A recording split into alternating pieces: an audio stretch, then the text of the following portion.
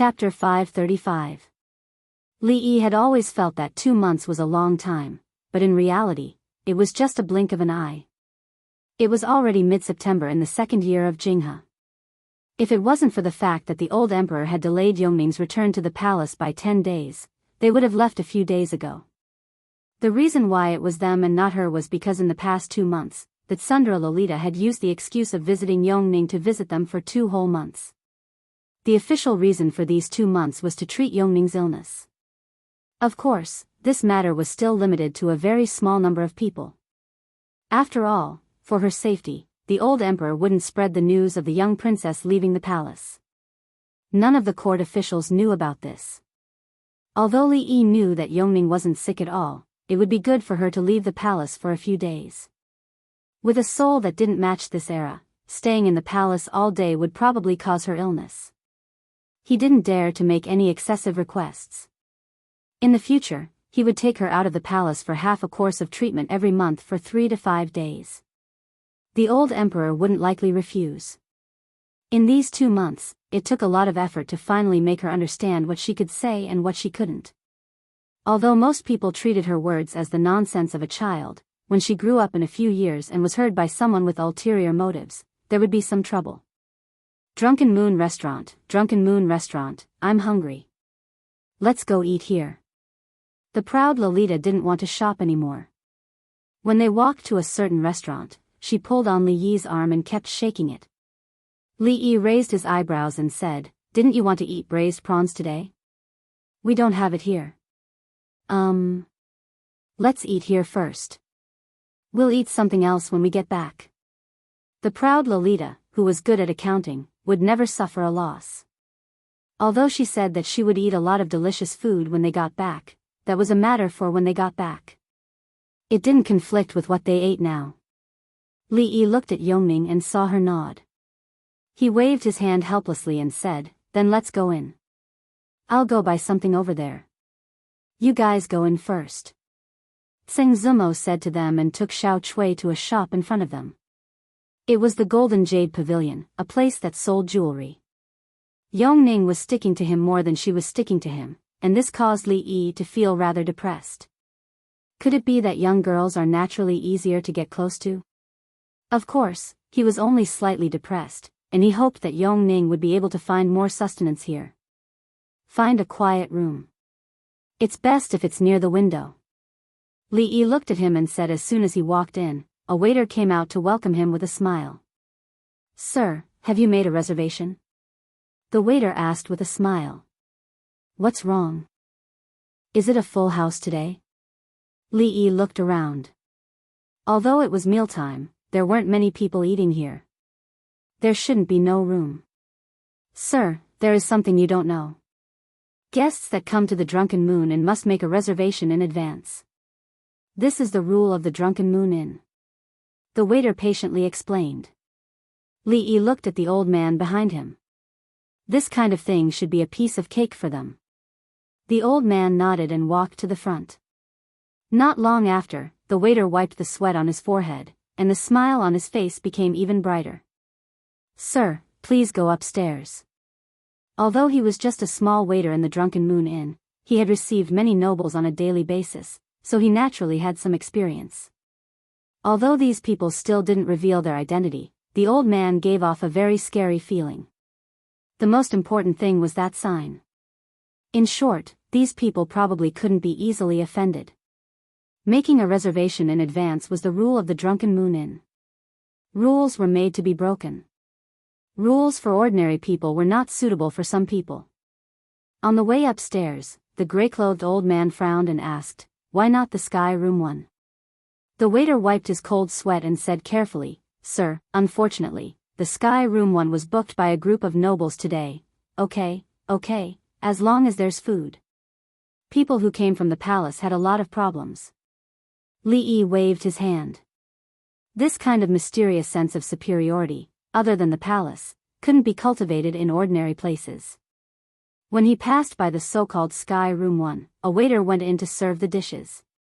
Li Yi casually glanced over and saw that there were quite a lot of people in the room. There was even a woman singing. She really knew how to enjoy herself, he wasn't interested in the so-called nobles there, so he turned his gaze away and was led by the waiter to a room next door. The standard of this drunken moon inn was not low, even in the capital. The private room was extremely spacious, and even the surrounding walls were hung with paintings and calligraphy.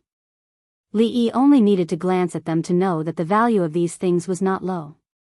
Of course, the most representative of the standards was the price of the dishes here. A plate of tofu for 3 taels of silver, a huge profit. This was no different from robbing people. Could it be that their tofu was colorful? The price of this plate of tofu was enough to cover the annual expenses of a relatively well-off family. Not to mention ordinary people, without tens of thousands of taels of silver, they wouldn't even dare to order a plate of tofu here.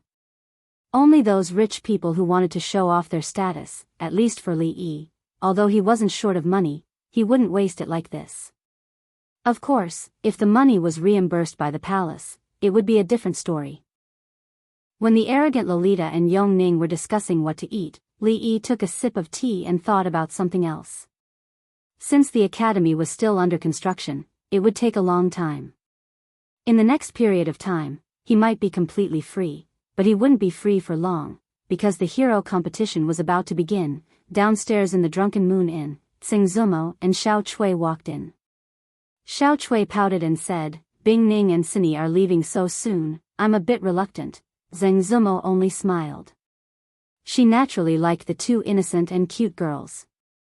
However, judging from their dressing and daily behavior, both of them had received orthodox education, especially the girl named Li Bingning. Her family background was most likely not low.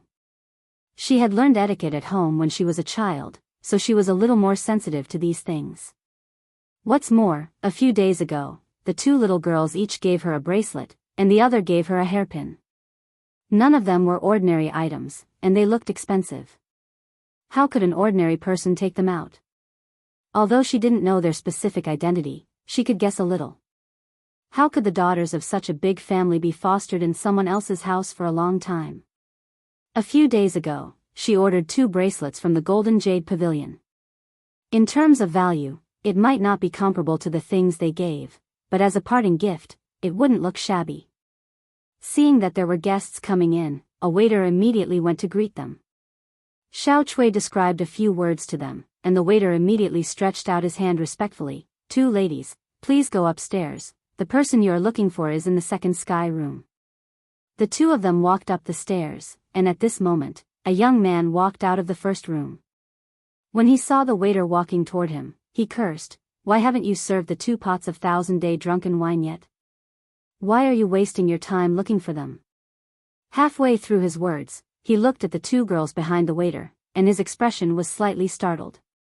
A puzzled expression appeared on his face, and he scratched his head, as if he remembered something, and immediately exclaimed, "It's you." Chapter 536. Today, in this Drunken Moon Tower, we are holding a banquet for you. The banquet is a little shabby. I hope you don't mind. In the first room of Drunken Moon Tower, a luxuriously dressed young man raised his glass to the handsome young man opposite him. Although I live far away in Chuzhou, I know that this Drunken Moon Tower is not shabby. Besides, we are all on the same side. Shi Xian, you are welcome. The young man waved his hand and took a sip of wine. He turned to the person next to him and asked, "When we were in Chuzhou, I heard that Brother Qin was unwell. How are you now?" "I am fine." Qin Yu cupped his hands and said. Recently, he had just recovered.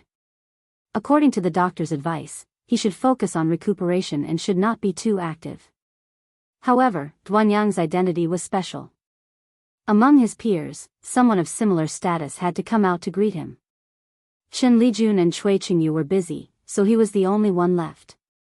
The young man smiled and said, "With your identity, you should take more guards with you when you go out in the future." Qin Yu nodded. He was used to being domineering in the capital and no one dared to stop him. Who would have thought that he would encounter what happened last time?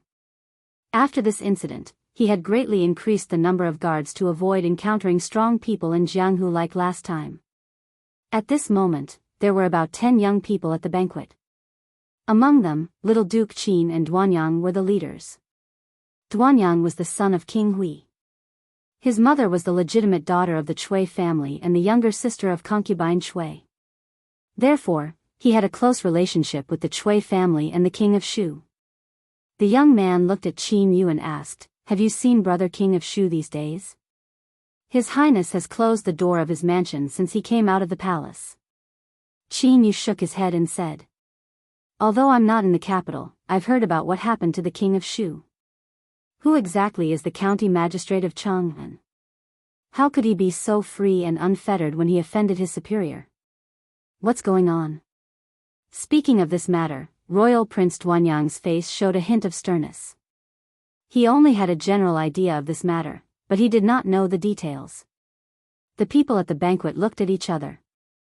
Speaking of which, half of the people present had the most direct impression of who that county magistrate Li was. Every time he thought about the matter of the academy's enrollment, he couldn't help but feel depressed. Then he's a complete lunatic, one of them said through gritted teeth. It was more suitable to describe County Uncle Li as a madman than to describe young Duke Qin. Putting aside the fact that he had beaten up a prince in public, he was the only person in the history of the country who could force His Majesty and all the officials to submit even though he was recruiting students for the academy. He had neglected his duties for personal reasons and openly targeted the king of Shu's faction. Even though they'd managed to get a spot in the end, the price they'd paid was huge. Of course, this involved deeper matters, and it wasn't something they could participate in. No one present dared to provoke that person. After all, who would dare to provoke a lunatic who had intermittent hysteria, who could act up at any time, and who would not be severely punished even if he beat up a prince? It was said that even the Princess Royal, who was always with him, had contracted intermittent hysteria. Of course, these speculations were not suitable to be voiced out now. Qin Yu lowered his head and drank his wine. When he heard the name Li Yi to Royal Prince Duanyang, there was no expression on his face, but a trace of haze appeared in the depths of his eyes. At this moment, someone came in from outside. A young man dressed as a servant walked over quickly and said a few words in Qin Yu's ear. Qin Yu suddenly turned around and looked at him. After a moment, he stood up from his seat with an extremely gloomy expression. "Young Duke Qin. What's wrong?" Everyone was surprised and also stood up one after another. "Why hasn't she come yet?" The dishes on the table were almost served, but because eldest Miss Singh hadn't arrived yet, Li Yi and the two little Lolas hadn't moved their chopsticks. She took a sip of tea and looked outside in confusion. "Yes, when will elder sister Zeng come? I'm starving." The proud Lolita covered her stomach to protest. "If you keep eating like this, you're going to get fat," Li Yi kindly reminded her. She was the emperor's most beloved princess and had lived a luxurious life since she was a child. Now that she was out of the palace, she couldn't control her mouth and wanted to taste anything delicious. How is that possible? "I practice martial arts with Imperial Sister every day." The proud Lolita looked indifferent. Then, she seemed to remember something and looked at Li Yi angrily and asked, "What's wrong? If I get fat, you won't want me anymore? I'm telling you, stop, stop, stop." Li Yi had a headache and hurriedly waved his hand. "Don't say such things in front of your imperial father and imperial mother." The unconvinced proud Lolita wanted to say something more, but the door was suddenly pushed open.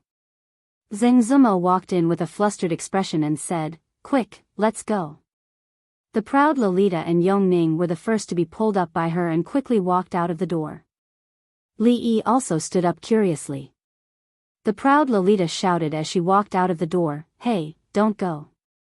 We haven't eaten a bite yet, there's still a beggar's chicken not served."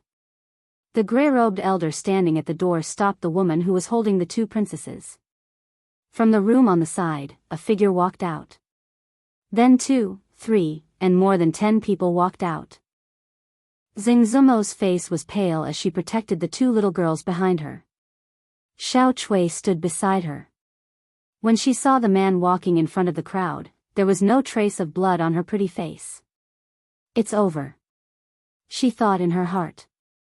"They are." Royal Prince Duanyang looked at the woman in front of him and a trace of amazement flashed through his eyes. However, if it was only because he liked this woman, Qin Yu shouldn't have such a big reaction. After all, it was well known that his hobbies were different from others. Qin Yu covered his chest with one hand. It seemed that he felt pain again, but more shame. A trace of mockery appeared at the corner of his mouth, and he said, "Two ladies, what a coincidence." Zhang Zumo pushed the two little girls behind her, and her heart completely sank. Young Duke Qin.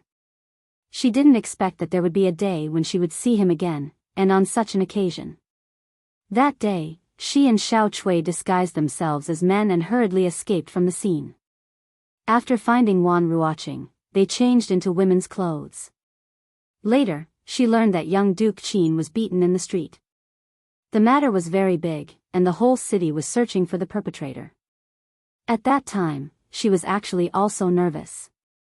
It was not until later, when the matter gradually subsided, that she and Xiao Chui were relieved. However, she never thought that she would be recognized like this today.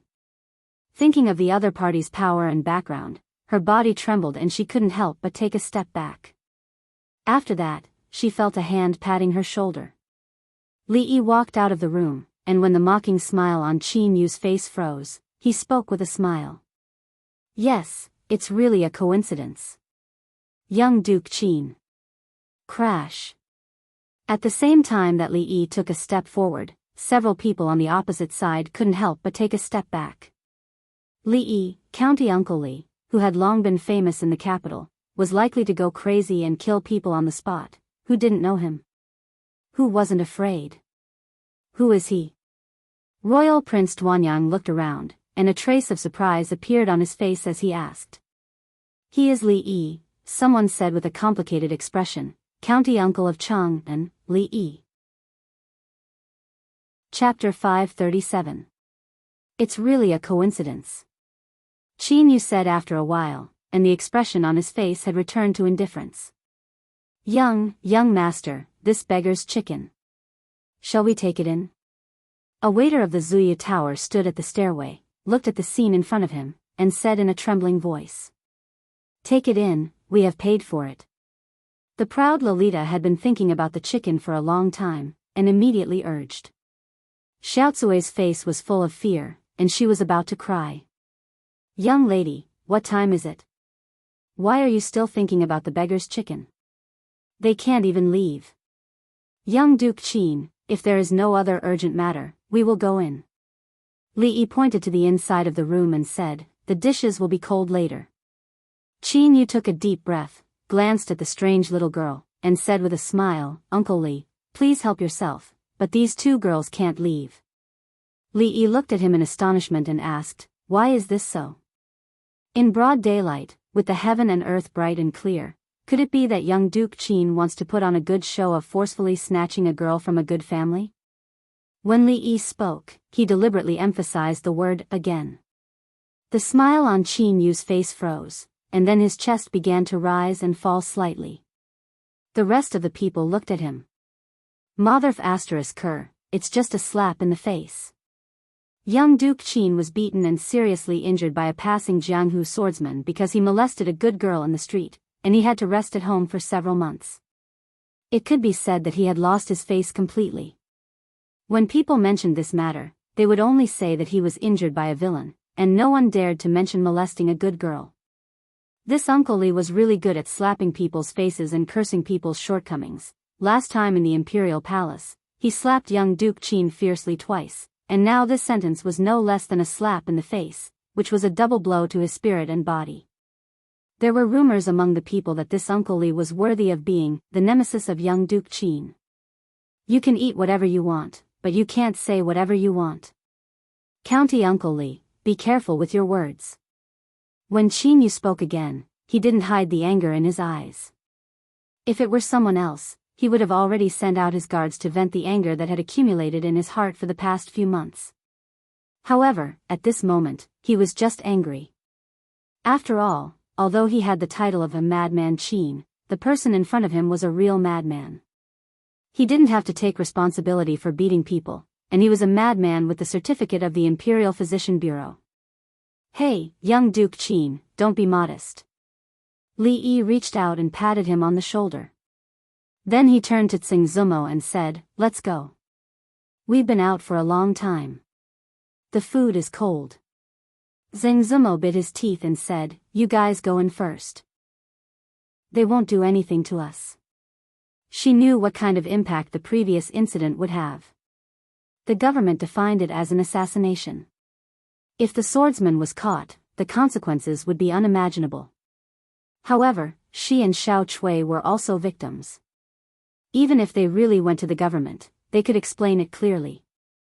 There was a prime minister in Qin's mansion, who also had extraordinary power in the court. She didn't want to get Li Yi involved.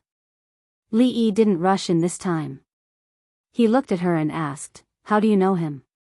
Xiao Chui said with some grievance, "Yes, last time when Miss and I just came to the capital, they insisted that Miss and I go with them. A passing swordsman couldn't stand it, so he beat him hard. So those two women are you?" It was also the first time that Li Yi had heard of this matter, and his tone was a little surprised. It was really true that people who were not a family would not enter the house. This young Duke Qin and him were opposite of each other. Seeing that young Duke Qin was obviously no match for County Magistrate Li, a young man immediately stood out and said, "Li. Supervisor Li, these two women are involved in the case of the assassination of young Duke Qin. We have sent someone to inform the government, and there will be an official coming soon. Is Supervisor Li going to protect them?" "You are?" Li Yi looked at him and asked. The young man said, "I am Li Jianren." "Oh, from the family of Assistant Minister Li of the Ministry of Works?" Li Yi still had some impression of this name. After all, there weren't many people who could come up with such a fresh and refined name. It was high-end and classy. "Yes." Li Jianren cupped his hands, but he was depressed in his heart. In this kind of occasion, it was not suitable for him to stand out. After all, he still had to study at the mathematics college in the future. If he offended the supervisor before he officially enrolled, would he have a good life in the future? Not bad, I will remember you." Li Yi nodded and said, "Then there is no hurry. Let's wait for the official to come first." He looked back at Tsingzumo and said, "What are you waiting for? Go in and eat." It cost a lot of money. When he was about to go in, he looked back at Qin Yu and asked seriously, "Is it necessary?" "It is," Qin Yu said with a smile. Li Yi nodded, turned around, and closed the door. Watching them walk back into the room and close the door, Prince Duanyang was already full of anger. Arrogant, simply too arrogant. Although he was far away in Chuzhou and was not very familiar with the affairs of the capital, he did not expect that a small county uncle would dare to be so presumptuous in front of him and young Duke Qin. Li Jianren and Cui Shixin and the others shook their heads. This was arrogance. Royal Prince Duanyang seemed to have underestimated County Uncle Li too much. Beating up young Duke Qin, beating up His Royal Highness King of Shu, forcing the officials and His Majesty to make concessions, everything he did could not be described as arrogant. Prince Duanyang was angry and kicked the door of the private room, but was stopped by Qin Yu. "Wait." Qin Yu only said this one word. He had dealt with Li Yi more than once, so naturally, he would not look down on him. It was not suitable for him and Prince Duanyang to intervene in this matter. If the government directly intervened, it would be official business. Even if Li Yi was favored by the emperor, could he reach into the government of the capital? But the Qin family could. Although Qin Yu of the Qin family was no longer the capital magistrate and some things did become troublesome, at least half of the people present did not care about a small capital magistrate. The Jingdo magistrate Lu Daio also knew that in the eyes of those famous wastrels in Jingdo, he, the Jingdo magistrate, was nothing and would be held back in every way. In his heart, he cursed the little Duke Qin. What's the use of finding those two women? If you have the ability, go and find that hero who beat you up. You failed to flirt with an innocent woman and got beaten up instead. You've lost all your face, and you still dare to come out and make a fool of yourself. Now, you seem to want to do something to those two innocent women. Do you really think that you own the government? However, he could not ignore this matter and even had to go in person. After all, he could not afford to offend any of those people. Hurry up. County Magistrate Lu opened the curtain and urged the sedan bearers. Drunken Moon Tower, room number 2. Outside the door, there were several people watching vigilantly to prevent the people inside from slipping away. Inside the room, the arrogant Lolita ate without caring about her image. Li Yi had no interest in the beggar's chicken, but he had to say that the tea here was not bad. It was just a little expensive, 10 taels of silver for a pot. He really felt sorry for the old emperor. Go get another pot of tea. He turned his head and ordered the waiter standing behind him. The grey-robed old man next to him finally could not help frowning at him and asked, "Is it necessary?"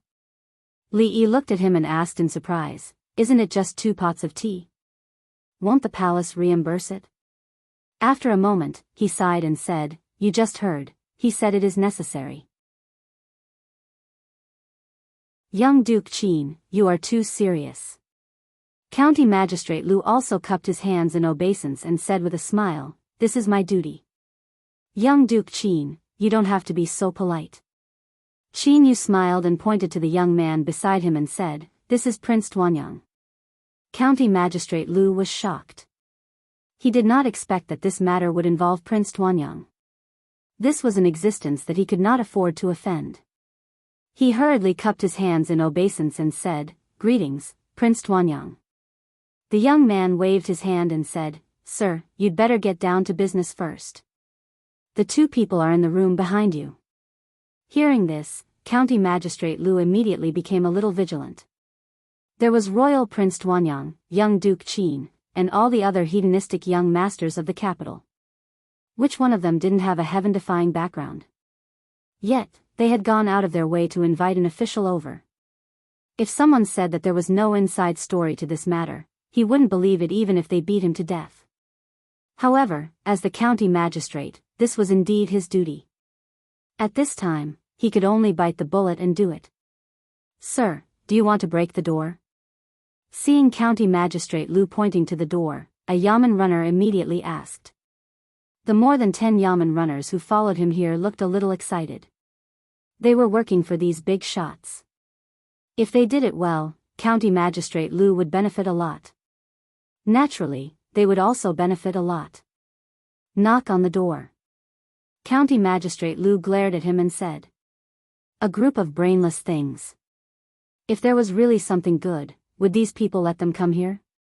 It was obvious that there was trouble. Before the yamen runner had time to knock on the door opened from the inside.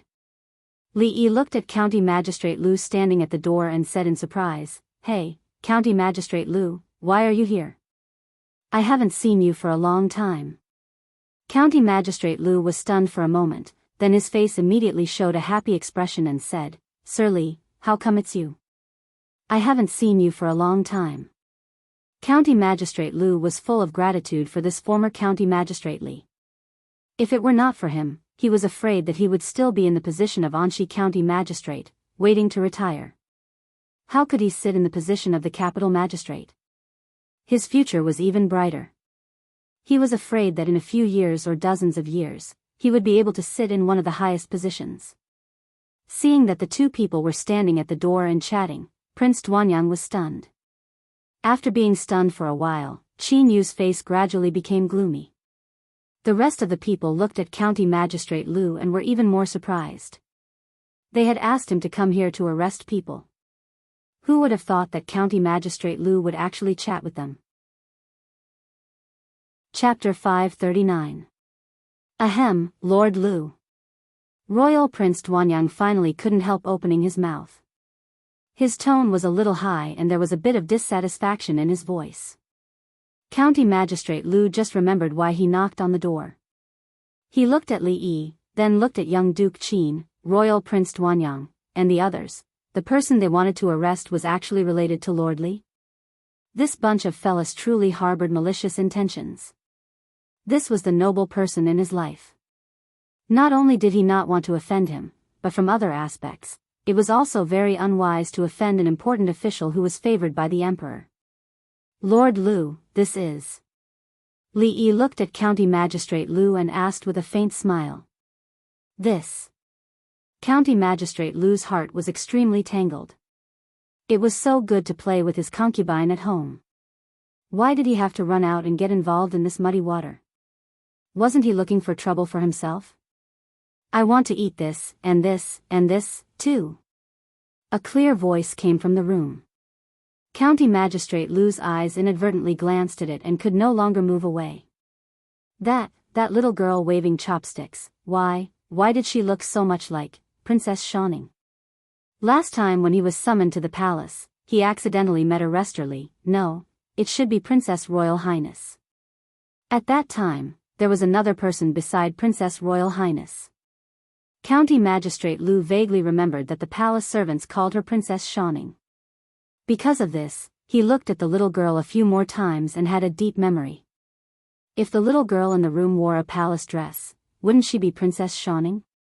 He looked back at the several bailiffs with weapons on their waists, only felt his lips dry, and couldn't help but swallow a mouthful of saliva. Lord Li. When he looked back at Li Yi again, his voice was a little trembling.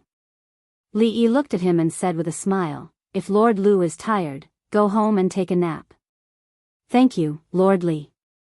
I'm indeed a little tired. I'm leaving now. I'll visit you another day." After saying that, County Magistrate Lu hurriedly turned around and kicked the nearest runner's ass as he said angrily, "What are you still doing here? Go back." In the astonished and puzzled eyes of the crowd, several bailiffs were kicked on their butts and all of them were kicked down the stairs one by one. Even the figure of County Magistrate Lu soon disappeared from everyone's sight. "This Lu Dio, what the hell is he doing?" Li Jianren said angrily, not expecting such a thing to happen. County Magistrate Lu came and returned. This dramatic scene stunned everyone for a long time. Qin Yu cupped his fists forward and said, I admire you, I admire you. I didn't expect the Jingxing magistrate to be Li Xianbu's man." Li Yi quickly shook his head and said, "You can eat whatever you want, but you can't say whatever you want." From the way he had easily kicked the regional king out of the room, they could tell that he had some skills. The few of them placed their hands on the hilts of their swords. Clutching his chest, Royal Prince Duanyang pushed through the crowd and walked in with a gloomy expression.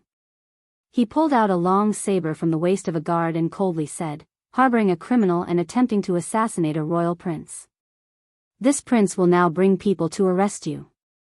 If you dare to resist again, don't blame this prince." Qin Yu's expression was as calm as an ancient well. He calmly looked at Li Yi.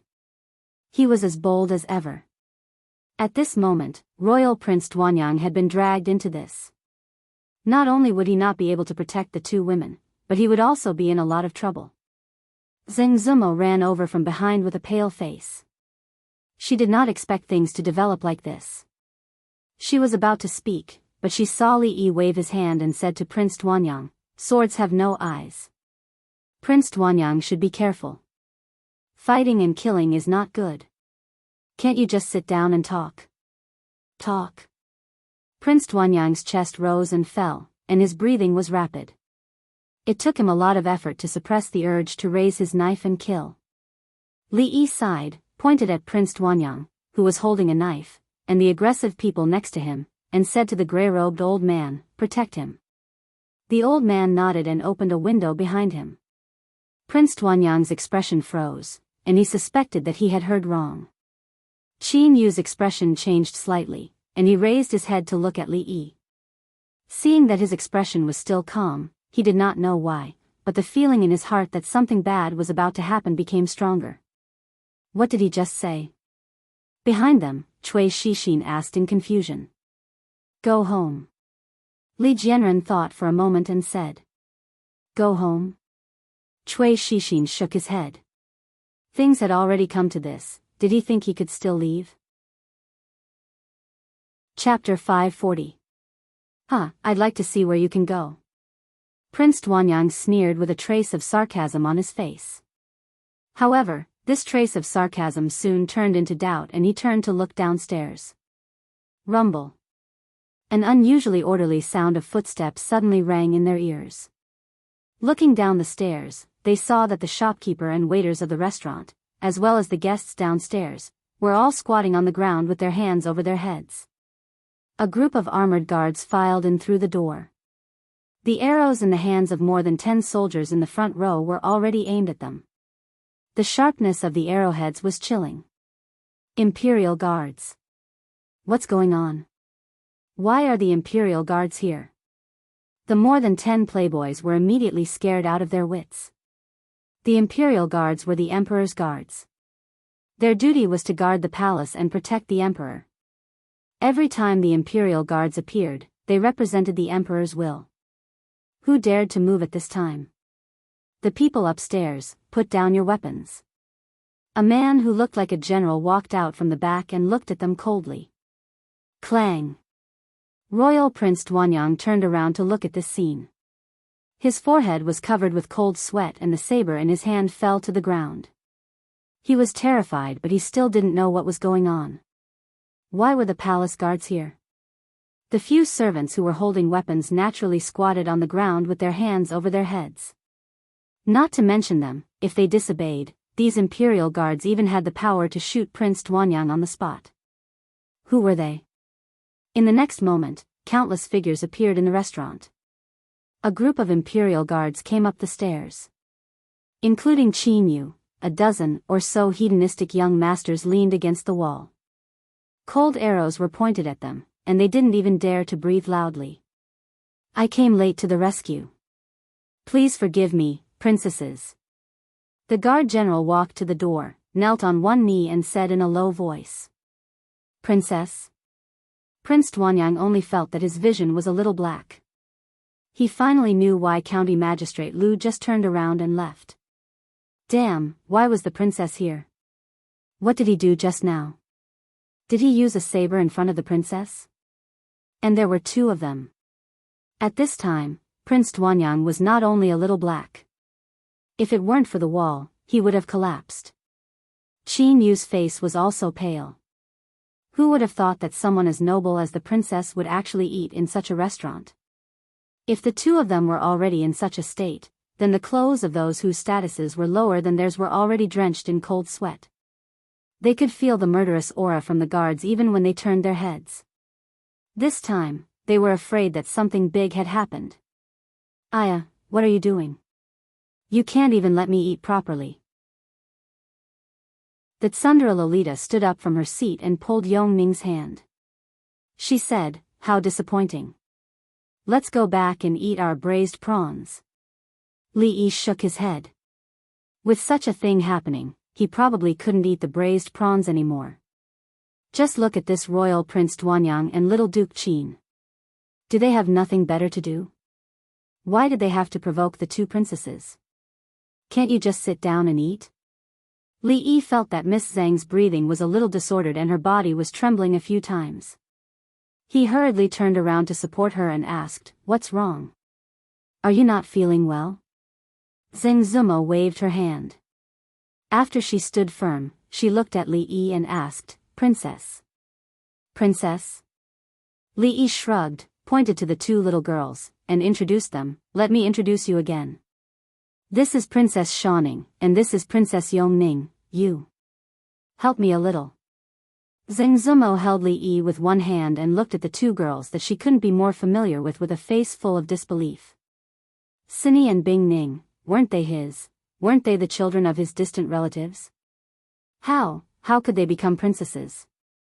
In other words, the one that she had hugged and kissed and almost fell on the swing was actually the princess? This news was so unexpected and shocking that she couldn't accept it for a while. Xiao Chui, who was on the side, looked even paler than before. She grabbed the corner of Zheng Zumo's clothes, and her body was trembling slightly. Let's go. Li Yi sighed. The outside world was indeed dangerous. A good meal could end up like this. This time, he probably wouldn't even be able to go home. When he walked out of the door, he looked at Qin Yu and Duanyang, who were squatting in the corner, and shook his head helplessly. It was simply a sin. Zheng Zumo and Xiao Chui came out in a daze, and even the matter of young Duke Qin was temporarily forgotten. Outside the Drunken Moon Inn, the Imperial Guard General said to Li Yi, Lord Li, this matter concerns Her Royal Highness. Please come with us to the palace. Li Yi nodded and said to the Li family guard standing at the door, "Send Miss Zumo back first. Tell the madam that I may come back later." The Imperial Guard General hesitated for a moment and said, "Lord, these two girls." Li Yi waved his hand and said, "This matter has nothing to do with them. Let's forget it." The Imperial Guard General looked at the gray-robed old man beside him. Seeing him nod, he didn't speak anymore. Zhang Zumo's mind was a bit chaotic at the moment. She really should go back and think about it. When she was sent away by the guard, her expression was still a bit blank. When Li Yi and the two princesses returned to the palace, they could take a carriage, but the others didn't have this treatment. The distinguished young Duke Qin, Duanyang, and more than 10 famous playboys in the capital were escorted by the imperial guards through the streets and alleys. It could be said that they were in the limelight. Since it concerned the two princesses, it naturally couldn't be treated lightly. The imperial guards had already entered the palace to report to the emperor.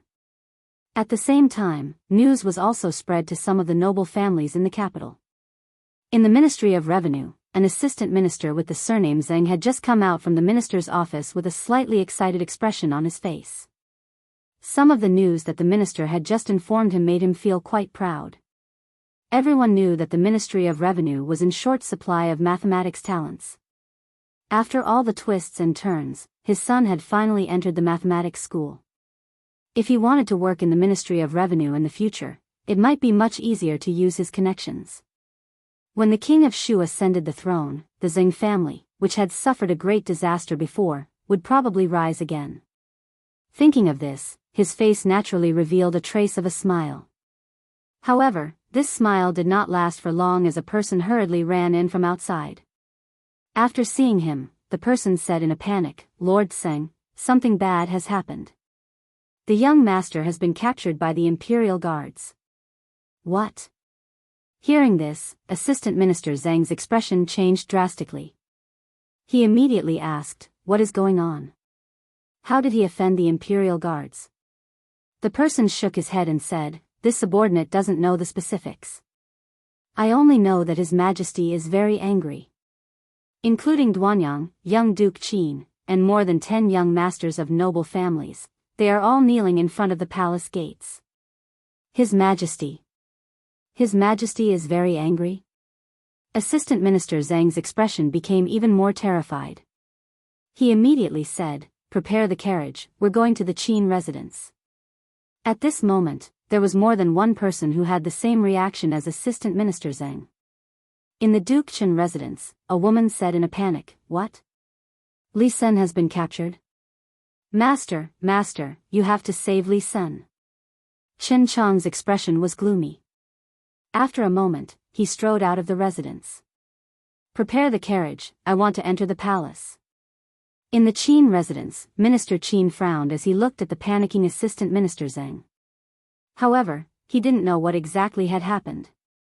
Not long after, a carriage drove out of the Qin residence and headed in the direction of the palace gates. More than 100 imperial guards escorting more than 10 hedonistic sons through the streets was a shocking scene. The commoners of the capital had never seen such a scene in their entire lives. Within an hour, all sorts of rumors had spread throughout the capital. At the same time, many of the wealthy families and officials' residences were in an even greater uproar. Chapter 541. In the Hall of Diligent Government, Li Yi looked up at Emperor Jing and said helplessly, "Your Majesty, if you look at me like that, I will be embarrassed." Emperor Jing raised his eyebrows and said angrily, "You will be embarrassed?" His words were a bit too much. It was human nature to be embarrassed.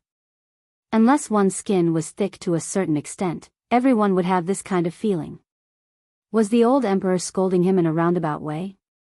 What a heartless guy. Over the past year, he had helped him a lot. Not to mention the matter of Tian Fa, when the people of the Qi kingdom came from far away to humiliate the Jing kingdom, who helped the old emperor to save the face of the Jing kingdom when the Jing kingdom was at a disadvantage. When there was a shortage of mathematicians in the kingdom of Jing, who had spared no effort and stayed up all night to compile teaching materials.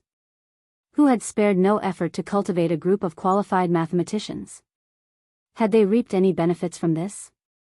Besides, when his eldest daughter was besieged by the courtiers, who tried all kinds of ways to help her solve those troubles and recruited a large number of younger brothers, younger sisters? Even his 2 youngest daughters, he had accompanied them for 2 months and played with them. One of them even wanted to rely on him for a lifetime. Was it easy for him? The royal family was a group of ungrateful wolves. Li Yi used his own experience to prove that this sentence was correct. Isn't this a trap you set for them? Emperor Jing stood up and looked at him and asked. Li Yi was stunned and said, I have no grudge against them. Why would I harm them? No grudge? Emperor Jing was stunned and said, You said no grudge? Li Yi thought for a while and it seemed that there were some grudges. However, how long had he been in the capital? How many enemies could he have made? It was nothing more than the king of Shu, the Cui family, the Qin family, the Qin family, Assistant Minister Li of the Ministry of Works, Assistant Minister Zheng of the Ministry of Revenue, the Ministry of Rights. There were only dozens of people recorded in the small notebook. Was it a lot? The reason why he had offended these people was because he wanted to help the old emperor, but now, he was blaming himself instead. He was an ingrate. Li Yi said with some grievance, Your Majesty, you can go and ask. I just took the 2 princesses out for a meal today. I didn't provoke anyone, but I encountered such a thing. I'm also very helpless. Jing Di looked back at the gray-clothed old man in the corner. The old man nodded helplessly. This time, it was really not County Magistrate Li's fault. The princess left the palace secretly, so she couldn't easily reveal her identity. In addition to hiding the princess's identity, County Uncle Li was really bullied by others this time. This minister of offerings in the palace would naturally not lie to him. Emperor Jing looked at Li Yi with a puzzled expression. Was it really not him who was causing trouble this time? He was indeed a little depressed just now. The 2 princesses leaving the palace had been hidden from all the courtiers. After this incident, he was afraid that this matter could not be hidden anymore. There would be many people making a big fuss about this matter. He was afraid that he would have a headache for a while. At this moment, seeing Li Yi's expression, he had some doubts about his guess, but he also felt a little guilty. Forget it, forget it. You can go. In order to cover up the embarrassment, Jing Di waved his hand and said. I'll leave. Li Yi sighed and turned to walk out of the hall. His back looked bleak and lonely, which made Jing Di feel a little more guilty. The gray-clothed old man behind him respectfully asked, Your Majesty, Prince Duanyang and young Duke Qin. Jing Di's face turned cold and said coldly, They offended the princess. Let them kneel first. 10 hours later, each of them will be punished with 40 floggings. Let the palace guards execute it. When Li Yi walked out of the palace gate with his hands behind his back, he looked to the side with interest. More than a dozen people were facing the palace wall and kneeling uniformly. It was a different scene. Unfortunately, it was already autumn. If it was 3 months ago, when the summer was the hottest, they would not kneel much.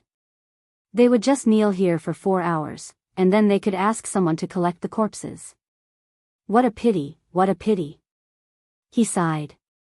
In the distance, Fang was already sitting in the carriage waiting for him. The weather was not hot, but the foreheads of Prince Duanyang, young Duke Qin, and other playboys were full of sweat.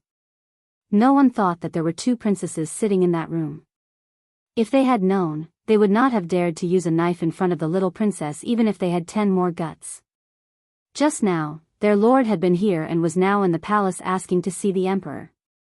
This time, it was impossible to kill them, but they were afraid that they would lose a layer of skin. Thinking of County Earl Li, who had been calm from the beginning to the end, everyone could not help but gnash their teeth with hatred. He simply dug a pit in advance, waiting for them to jump into it. From the first time he met young Duke Qin, he had been guiding them step by step. Later, he attacked Prince Duanyang and deliberately angered him. It must be his plan. After sorting out this matter in their hearts, everyone was secretly shocked. This seemingly harmless County Earl Li was really too sinister. After this matter, more than half of the people present listed him as a person who could never be offended in this life. At this time, in the Hall of Diligent Government, a large number of people knelt down. I failed to teach my son well and offended the princess. Please punish me, Your Majesty. An official knelt on the ground and said loudly, I am guilty. There were more than a dozen people kneeling in the hall. At this moment, they all knelt on the ground and said loudly. Prime Minister Qin, who was noble, stood quietly with Prime Minister Shen and did not speak. You have taught a group of good sons. Emperor Jing glanced at the crowd and said coldly, flirting with good families, distorting black and white, threatening important officials of the imperial court with a knife, and frightening the two princesses. I would like to ask, who gave them the courage to do so? It was rare for His Majesty to be angry. Everyone was silent and did not dare to speak again. Emperor Jing looked at them and said coldly, Are the laws of our Jing kingdom just decorations in their eyes? The officials could only bow their heads and listen to the scolding. Their children had made such a big mistake. It was nothing to be scolded by His Majesty. It would be good if they were scolded, but it would be a big problem if they were not scolded. 40 floggings were personally carried out by the imperial guards. It was estimated that they would have to lie at home for at least 10 days or half a month before they could get up. Of course, this was already His Majesty's mercy for the sake of many of them. Unfortunately, it was said that the boy of the Qin family had just recovered from a serious injury. If these 40 floggings were carried out, he would probably die. Of course, His Majesty Prime Minister Qin still had to take into account. He would not be beaten to death, but at least he would be half dead. After a quarter of an hour, Emperor Jing waved his hand and said, Take him back and discipline him well. If there is a next time, I will not let him off so easily. Thank you, Your Majesty, for your mercy. After hearing the punishment, everyone felt relieved and quickly said.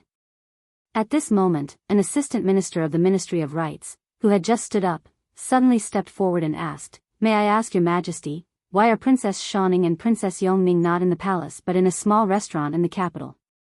As soon as these words came out, the expressions of several people immediately changed. Now that this matter was brought up, had Assistant Minister Chen lost his mind? Emperor Jing raised his eyebrows and said, Princess Yongning is suffering from an illness of loss of her soul. These days, she has been receiving treatment outside the palace. For the sake of her safety, this matter should not be made public. No one could find fault with this reason. Assistant Minister Chen nodded and raised his head to ask, What about Princess Xiaoning? Emperor Jing glanced at Assistant Minister Chen and took a sip of the tea on the table. He waved his hand at Changde and asked, How many floggings did I say they should be flogged? Reporting to Your Majesty, 40 floggings. Changde bowed and said. The two princesses have suffered quite a fright this time. 40 floggings is still too little. Change it to 80. Emperor Jing ordered and then turned his head to ask, What did Assistant Minister Chen just say? I have nothing to say. Assistant Minister Chen's expression changed. He gritted his teeth and lowered his head as he spoke. Imperial Father, quickly come and see what our new bracelets are like. Isn't it beautiful? The two princesses who had suffered quite a fright ran in from outside hand in hand. The proud Lolita ran in front of Emperor Jing and waved her hand, her expression extremely proud. Chapter 542. Not long after, several courtiers walked out of the Hall of Diligent Government with their heads drooped. This time, because of his disappointing children, he was scolded by His Majesty, and his mood was extremely depressed. However, even if His Majesty did not punish them, they would still teach those boys a lesson. Rushing into the place where Her Royal Highness ate with a knife, they would say, You mother f*** king want to rebel, even I don't dare to do that. As for why the two little princesses were in the restaurant in the capital, was it important? Everyone glared at Assistant Minister Chen vaguely. Everyone knew that it was not appropriate for the two little princesses to leave the palace, but he actually mentioned it to His Majesty at this time. Was he stupid? However, His Majesty's reaction just now was far beyond everyone's expectations. His Majesty, how did it become like this? Finally, someone could not help but ask the person beside him with a complicated tone. The emperor had always actively listened to the reasonable suggestions of the court officials. It was not in accordance with the rules of etiquette to allow the young princess to leave the palace. It was normal for an official from the Ministry of Rights or an imperial censor to bring up this matter, but they believed that if Assistant Minister Chen had said one more word, it wouldn't just be a matter of 80 strokes. How could the once wise and selfless His Majesty, how could he, become like this? This was not the His Majesty they were familiar with. The few of them shook their heads and sighed helplessly.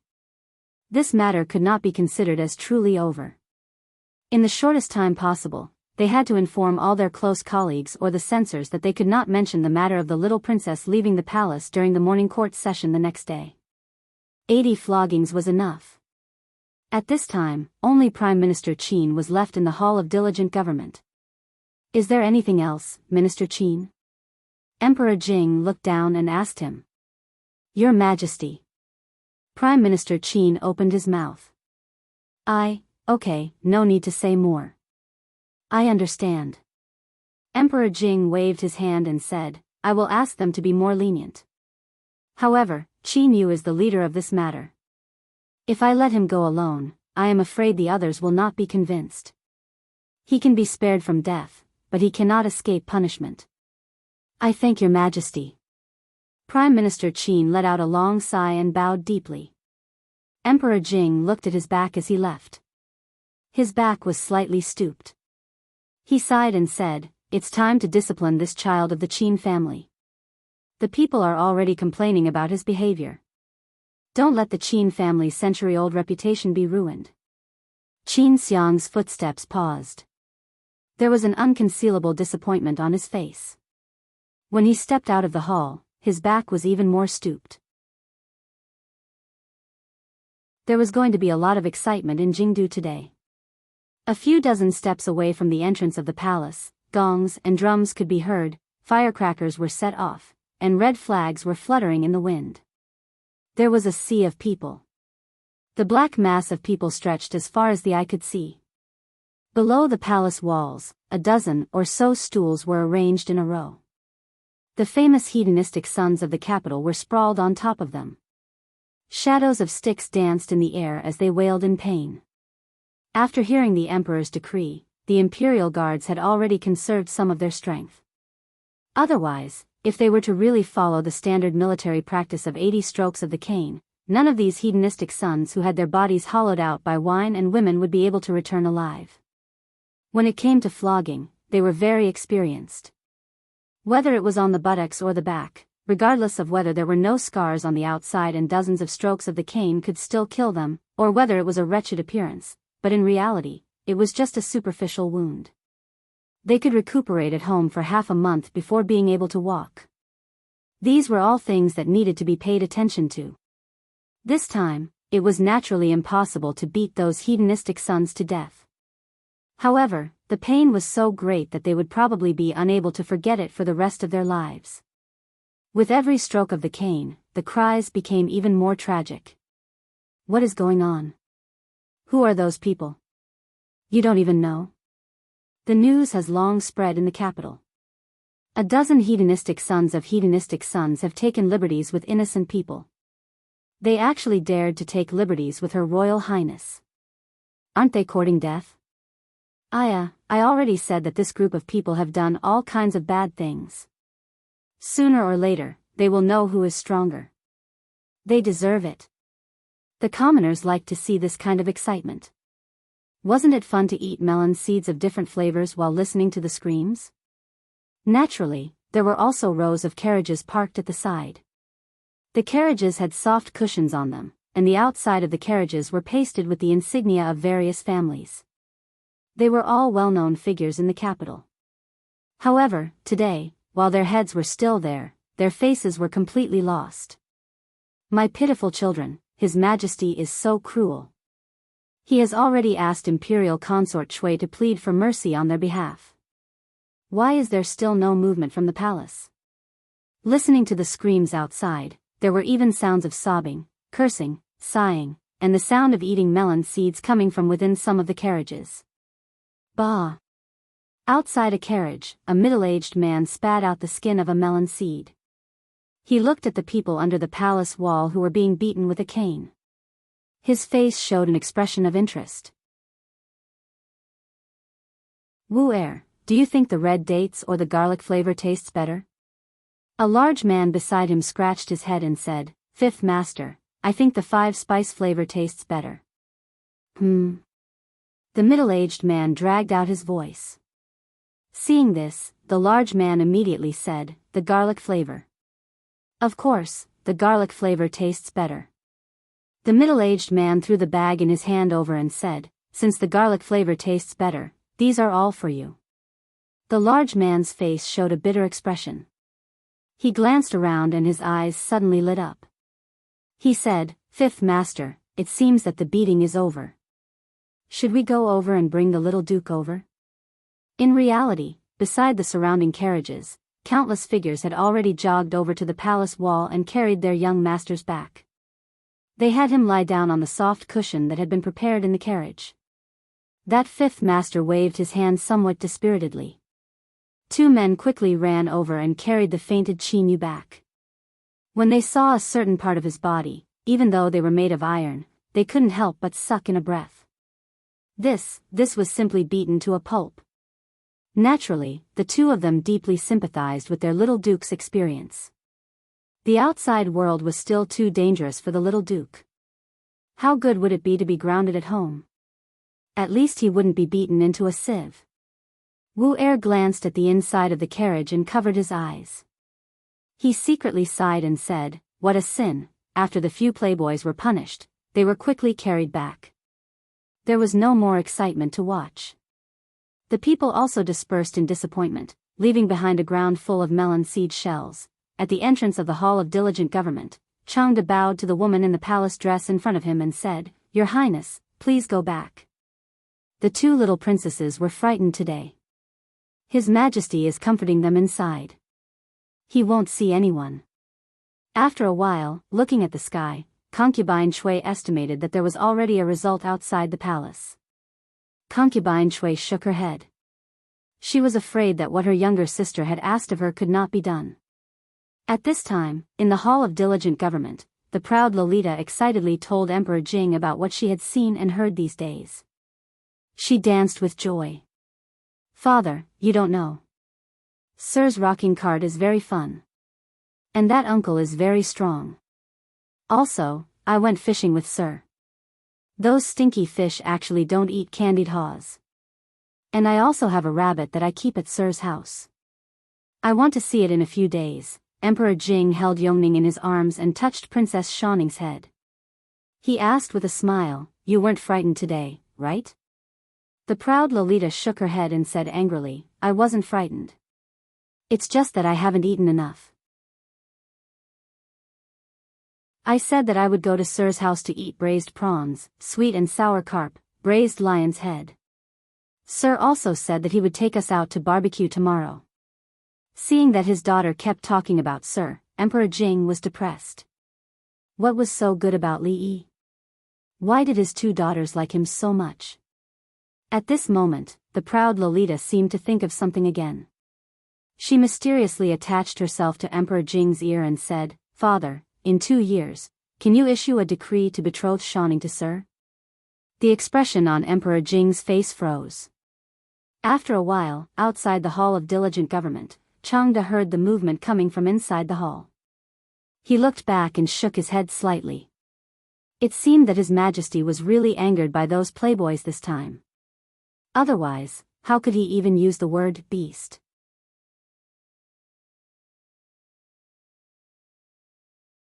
Chapter 543.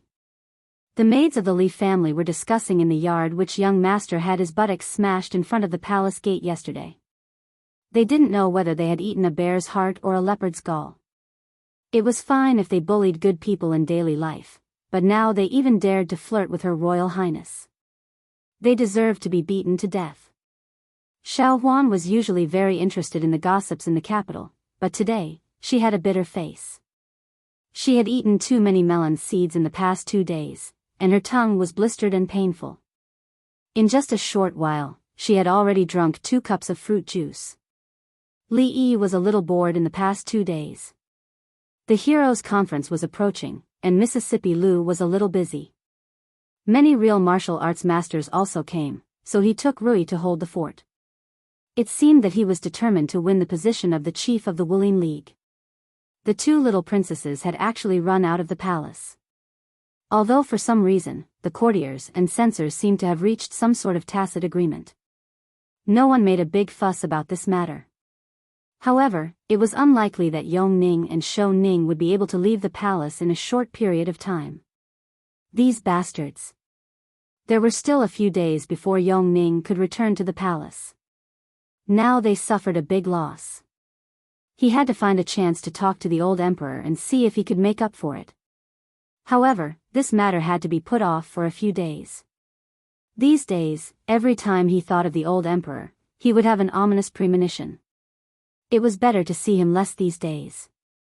Today, he had to go to Miss Zhang's place to see her. She must have been frightened by what happened yesterday. When he was about to go out, he met an unexpected person at the door.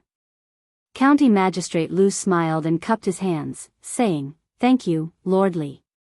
If it weren't for you yesterday, I'm afraid I would have been in danger." Speaking of which, half a year ago, it was Li Yi who called himself this official. In less than a year, their positions had been reversed. "Someone, bring the gift here." County Magistrate Lu waved his hand behind him, and then said to Li Yi, "It's just a small gift to show my respect." Although it was a meager gift, considering his family's wealth, it was considered a huge loss. Thinking back to yesterday's events, it was too dangerous. If it had been him who had led the bailiffs into the room, he would have ended up the same way as those foppish nobles. However, he did not have such a deep background in the capital, so the situation would have been even more serious. Li Yi's advice yesterday was no less than a life-saving grace to him. 2 princesses. After receiving the exact news yesterday, he was really shocked and broke into a cold sweat. "We're all on the same side. Lord Lu, you're treating me like an outsider." Li Yi smiled and waved his hand. After he came to this world, he had spent the first few days in Qing and Prefecture. Thus, when he saw Lu Yi and County Magistrate Lu in Jingdo, he felt closer than other people. What's more, County Magistrate Lu's position as the capital magistrate was beneficial to him. County Magistrate Lu said hurriedly, "Etiquette is necessary." Since he said so, Li Yi naturally couldn't refuse. When the time came, he would tell Uncle Li to send someone to visit County Magistrate Lu's mansion. The standard of the gift would be the same as this one. Li Yi stretched out his hand and said with a smile, "Lord Lu, come in and have a seat." County Magistrate Lu could see that Li Yi was going out. Although he wanted to go in for a cup of tea and improve their relationship, he couldn't disturb him now. He cupped his hands and said, "I only want to thank you in person for your great kindness. I won't disturb you anymore, Lord Li." The guests who came to the Li family all had a good habit of only giving gifts but not entering the door. They didn't even invite them in, so they didn't even have to pay for a cup of tea. Li Yi couldn't help but start to think whether it was because the feng shui of this mansion was too good. County Magistrate Lu also left in a hurry without entering the door. Li Yi shook his head and called Fang, followed by a few guards of the Li family, to the direction of the capital. After being trained by second granduncle for a period of time, Fang's strength had improved by leaps and bounds. Even the carefully selected guards in the imperial palace couldn't withstand a single punch from him. The gray-robed old man beside Yong Ning had stayed here for 2 months. In the beginning, he could easily defeat Fang with a wave of his sleeve. Later, he would hide from him when he saw him. Later, according to him, if it was a life-and-death fight, he could take Fang's life within 30 moves. But if it was an ordinary fight, this old man wouldn't be able to withstand a few blows from him.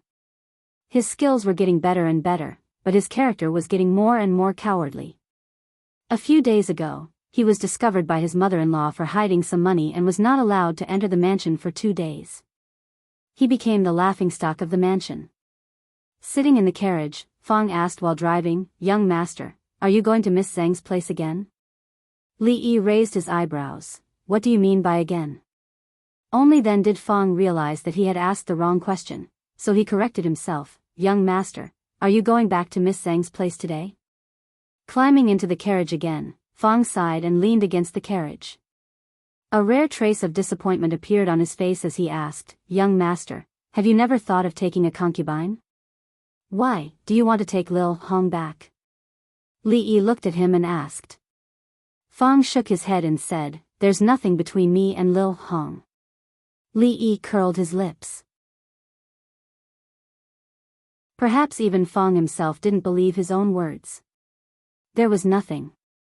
There was nothing about running to the jadeite courtyard every 2 or 3 days. There was nothing about hiding some money to buy gifts for her. If there was nothing, how could a rough man's mind become so delicate? Who was he trying to fool? Fong suddenly turned his head and looked at Li Yi, asking seriously, Young master, have you never thought of taking Miss Sing back? And that Miss Ruoqing, I don't believe that you can't tell that they like you. Li Yi's expression froze. Rui still had a knot in her heart that she couldn't get over. Although she said so, if he really did that, what kind of position would he put her in? Although it was uncertain what would happen in the future, based on the current way of getting along, it was the most important. He looked up at Fong. This wasn't important. What was important was this guy really Fong? Although his memory of old Fong was no longer limited to the simple and honest man who gave them the pheasants that he had hunted with great difficulty and gave them to his family, the man in front of him looked like he had experienced the vicissitudes of life, worry, wisdom, and a certain emotion that seemed to have settled after seeing through the affairs of the world. Was this really old Fong? Fong, you've changed.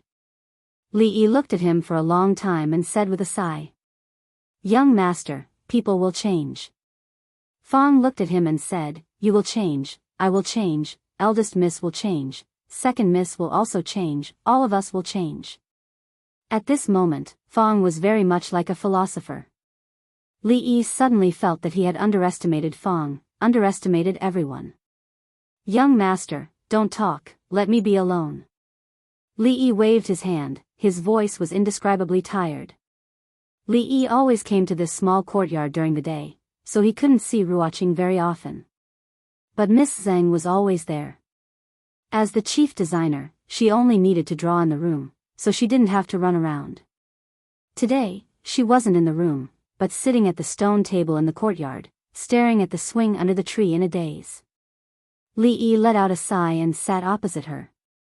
Zheng Zumo looked up at him and didn't say anything. Fong, this bastard, made me think about life with just a few words, but I went to the Jade Courtyard to talk about life with Little Red. After a moment of silence, Li Yi felt the atmosphere was a little awkward, so he looked at Miss Zhang and said, How about, you sing a song? Zheng Zumo had learned a lot of new songs these days, which were all taught by Yong Ning.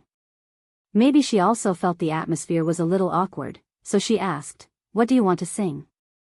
Li Yi bowed his head and thought for a moment. After a moment, he looked up at her. How about 18 touches? Chapter 544. What did you say? Zheng Zumo looked up at Li Yi, her eyes flashing with a dangerous light. 18 what? 18 turns. Li Yi looked at her and asked doubtfully, Haven't you heard of it? Let me sing a few lines for you. He cleared his throat, and there was an explosive sound. Yo, the descendant of the mountain, love the sun. Clang. In the kitchen, Xiao Chui, who was washing the dishes, was scared out of her wits by the sudden shout outside. The bowl she had just washed fell to the ground and shattered. In the courtyard, Zheng Zumo's face darkened. Before Li Yi sang the next line, she decisively covered his mouth. This is a folk song from our hometown. It seems a little wild and not suitable for you to sing. Li Yi gasped. He was almost choked to death by her just now. Isn't your hometown in Qingban Prefecture? Zheng Zumo glanced at him. I'm talking about the hometown in my dream. Oh, that's not important. Li Yi waved his hand and said, How about I teach you 2 songs from my hometown? One is called The Most Dazzling Ethnic Style, and the other is called Little Apple. Listen to it, it's quite nice. This time, Li Yi's mouth was covered before he could even make a sound. He was a little regretful. If the middle-aged women in this world also danced in the square, he would definitely build a few more big squares in the capital for free. Tsing Zumo looked at him and asked with some anger in her tone, "Didn't you say that Sinny and Bing Ning are the children of your relatives?" The two little girls were gone, and Miss Zheng was not even willing to sing. It was time to reflect on herself. Yes, the surname Li is one family in the world. Within 500 generations, there must be some relatives. Li Yi thought this explanation was perfect. Zheng Zumo glared at him again. After coming back yesterday, she recovered from the shock and thought about it carefully. Naturally, she could understand why Li Yi had concealed their identities. But yesterday in the Drunken Moon Tower, she was really scared, and naturally had some complaints about him. Xiao Chui did not even dare to sleep alone last night. She spent the whole night asking her if they would be arrested because she had pinched the princess's face. Would they punish her for being disrespectful? Of course, there were other reasons for her anger. Xine. Princess Yongning's words had disturbed her for many days, but Xine didn't say anything, as if nothing had happened. In fact, she had been suppressing her anger recently. Li Yi waved his hand and said, "You don't have to worry. The princess is not that scary. She will still be the same as before. Just pretend that you don't know anything about this." Ordinary people had a natural fear of the royal family.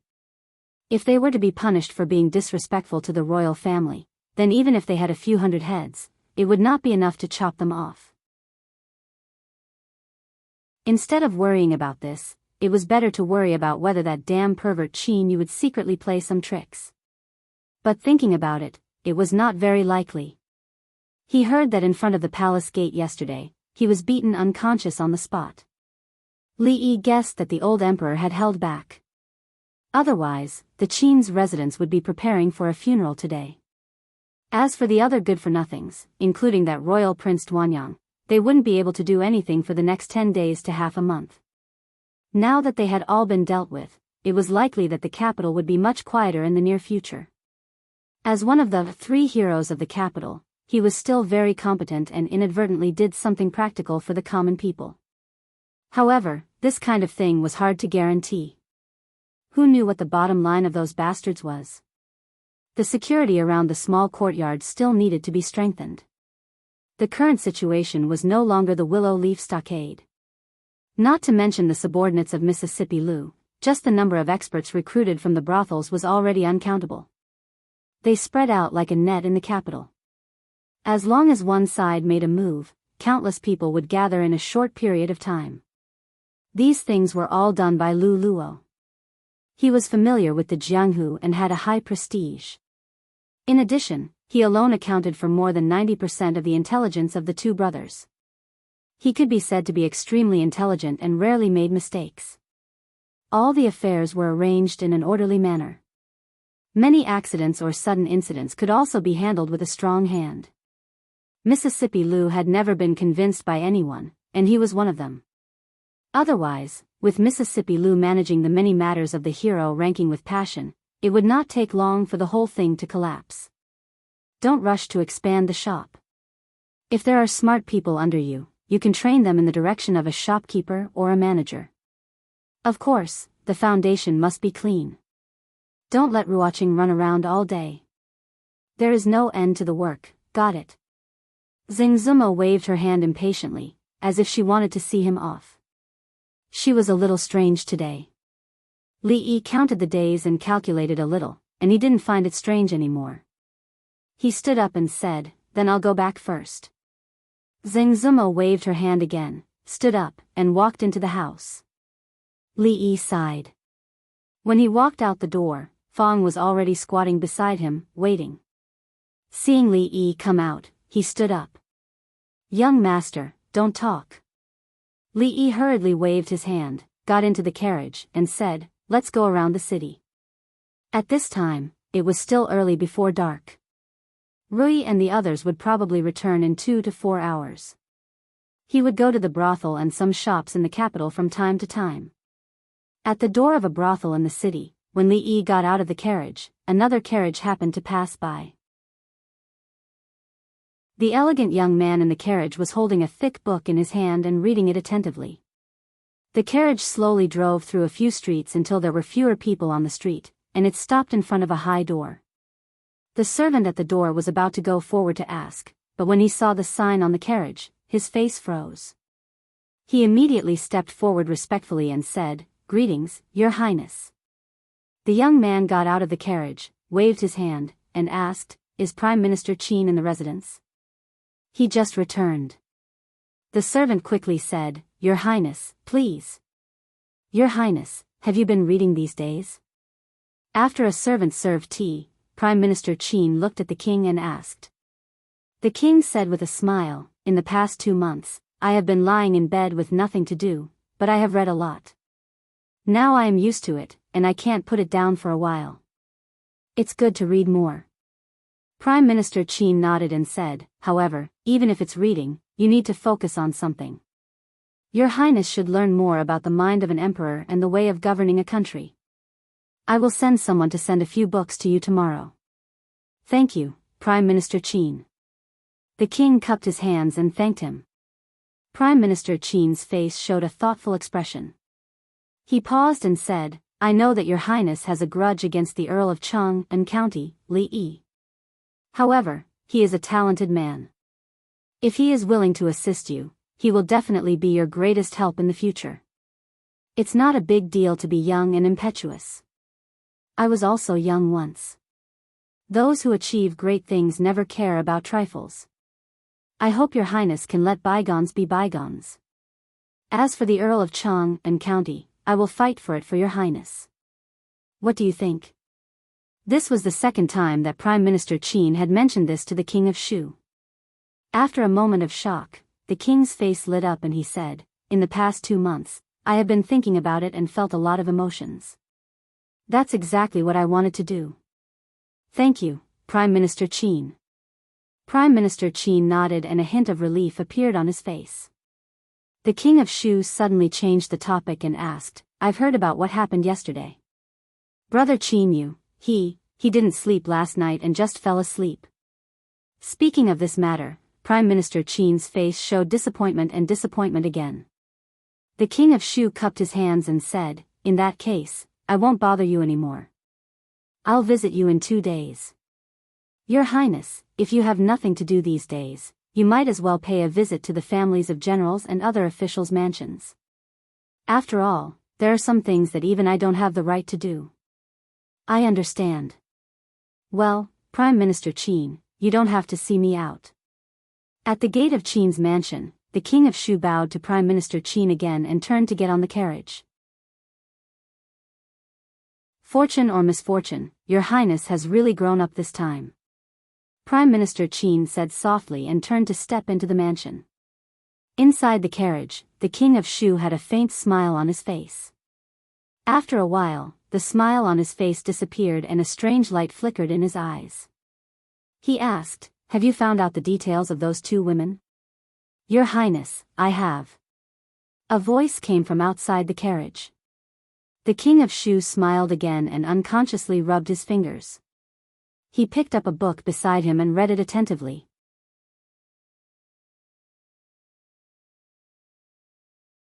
Chapter 545.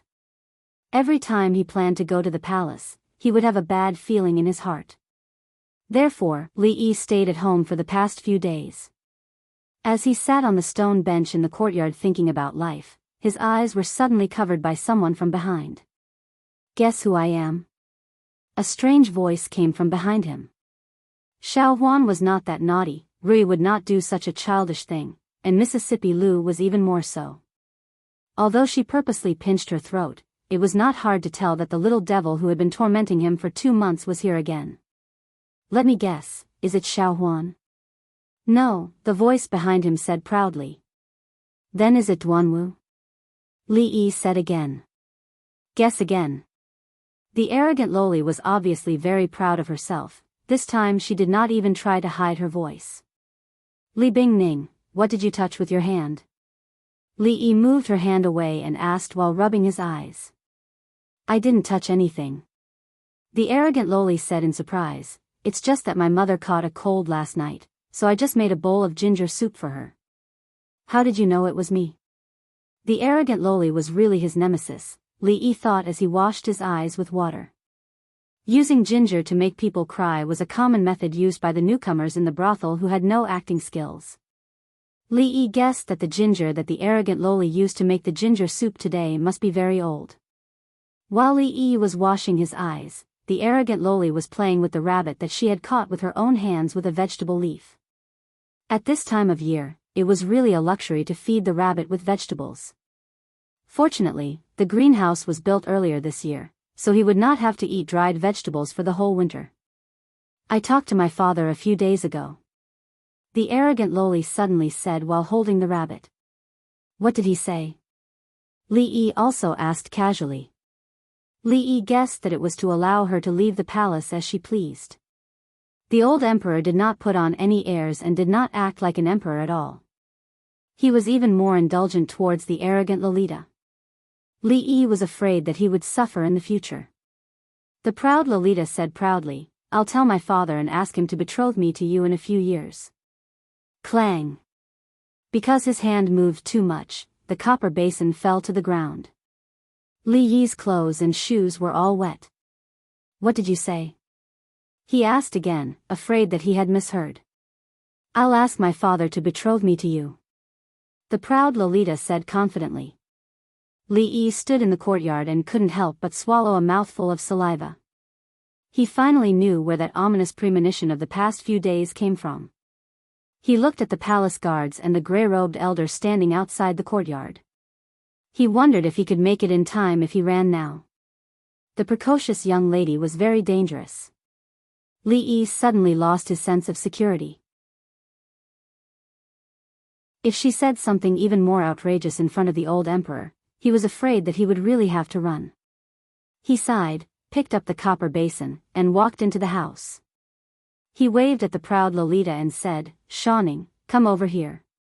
Teacher wants to talk to you about something." The proud Lolita left. Before she left, she said that she would come back to see her rabbit in a few days. She also reminded Lee that he still owed her a roasted meat. He would make it up to her next time. She was almost gone. Why would he eat roasted meat?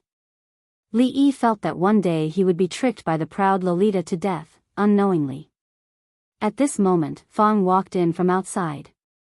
He looked at him and asked doubtfully, "Young master, I just heard that someone is going to be betrothed to you. You can't be thinking of asking the emperor to help you, right? If you force it, I'm afraid that eldest miss won't agree." Fong. Lee looked at him and asked, "Has anyone recently said that you talk a lot?" "No." Fong shook his head and looked at him. "Little Red said that what I said recently was very reasonable. What do you think, young master?" Lee looked at him and said seriously, "From now on, you are not allowed to speak in front of me." Fong nodded and began to gesture something with his hands. What a mess. After a while, Lee waved his hand and asked, "What do you want to say?" Old Fong pointed at his mouth with an innocent look on his face. Lee took a deep breath and said, "You can say something." Fong nodded and said, "Something has happened at Miss Zhang and Miss Wan's place these days." "What is it?" Lee looked at him and asked. 1 second, 2 seconds, 10 seconds. "What is it?" Lee asked again. Fong pointed to his mouth again. Lee felt that his temper had become much better recently. He sighed and said, "The few greenhouses in the farm are a bit busy these days. Why don't you come back to help? It's closer to home." Recently, there have been a lot of idlers around Miss Zhang and Miss Wan's place. Recently, a lot of idlers have been appearing around the place where Miss Zhang and Miss Wan live. They seem to be up to no good. I had some men catch a few of them, but they didn't get anything out of them. Later, some experts came. Fortunately, some of the men we sent out were quite strong. 2 of our men were injured. Yesterday, I stayed there for the whole afternoon, but I didn't meet anyone else. Young master, should we send some more men to guard the place? Lao Feng finished his words fluently in one breath. Sure enough, there were still people who didn't know what was good for them. Li Yi's face darkened slightly. He asked, "How many of our people are on the heaven list now?" Fong thought for a while and said, "A dozen. Please send 2 people over. Send 10 more masters on the Earth list." Since Mississippi Lu established the Lu Alliance, the number of women on the heaven list suddenly increased. Those who received guidance from her were extremely respectful to her and Rui. Sometimes, Li Yi was also amazed that there were so many women in the world who were crazy about martial arts. Naturally, they didn't just practice martial arts. Sometimes, they would also have some tasks, most of which were related to the brothel. There should be no problem if the masters on the heaven list were to watch them for a while. As for Wan Ruoqing's travel, there was no need to worry at all. As the head of the brothel, she had extraordinary security around her. If they were just ruffians, it would be fine. If someone really went crazy and invited powerful people, it would be guaranteed that nothing would go wrong. It didn't matter who it was for the time being. Anyway, there were only a few people. According to the current situation, they would get revenge sooner or later. As for now, it was all on the King of Shu. By the way, young master, there's one more thing. As if thinking of something, Fong took out a piece of paper from his sleeve and said, "I almost forgot. Someone just sent this, saying that it's from Qin's mansion." Qin's mansion? Li Yi took the paper from him and opened it. After reading it, a look of surprise appeared on his face. He read it again, and the expression on his face was somewhat indescribable. Prime Minister Qin? Why would Prime Minister Qin invite him over? Were they familiar? Was it a trap? Speaking of which, he was indeed not a stranger. Not only did he have a grudge against Qin Yu, but he had also ruined many things for Prime Minister Qin and the King of Shu. It couldn't be said that their hatred was as deep as the sea, but there was still a lot of hatred between them. As a result, the content of this piece of paper was somewhat thought-provoking. "It's just 2 women, and you still haven't settled them. What do I want you for?" The King of Shu looked at the people below and asked lightly. A young man said in fear and trepidation, "Your Highness, it's really because there's an expert beside that woman. We can't get close to her." 2 of those idlers had their legs broken, and the experts in the king's mansion also encountered a strong enemy. Their chances of winning were not high, so they had no choice but to retreat. "I'll give you another half a month. If you still can't do what I told you, then don't come back. Leave." The King of Shu glanced at them, waved his hand, and said impatiently. The few people hurriedly retreated as if they had been granted amnesty. The King of Shu looked at a name on the paper in his hand and clenched his fist. The paper was immediately crumpled into a ball. The humiliation that day, I will definitely return it 100 times over. A suppressed and gloomy voice came from the hall, and then there was no more sound.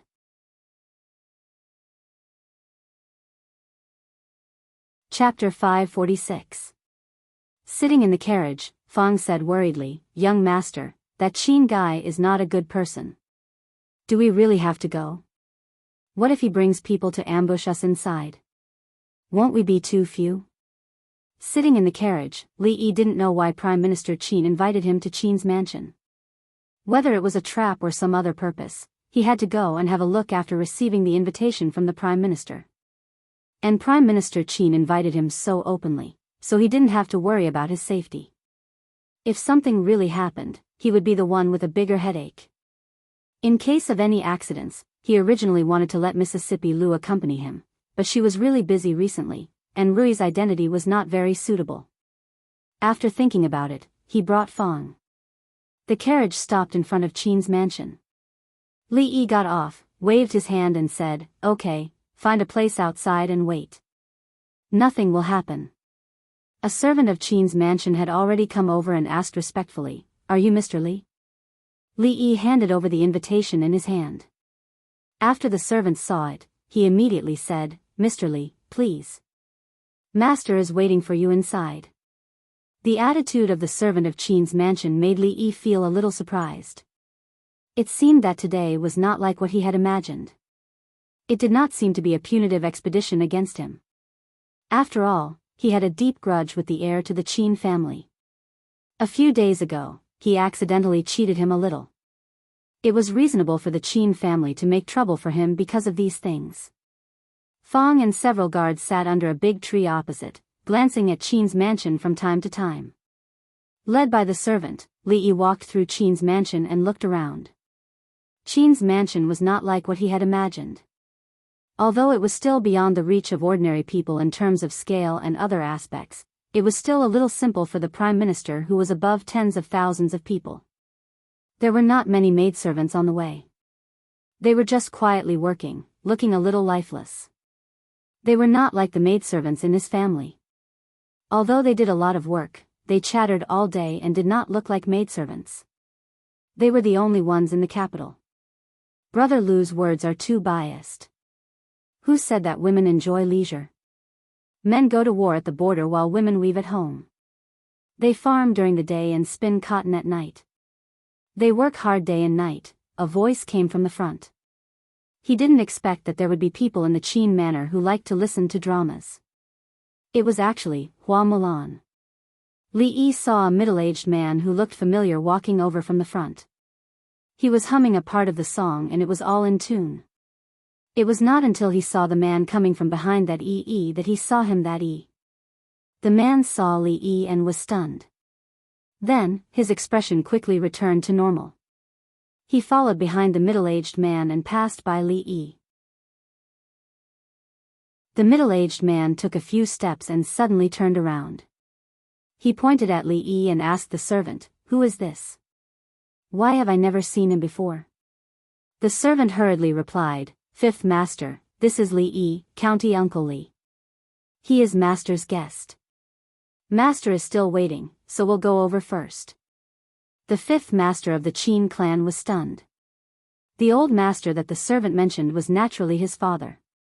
However, there were many guests in the house, but almost all of them took the initiative to visit. With his father's status, it was naturally impossible for him to visit others.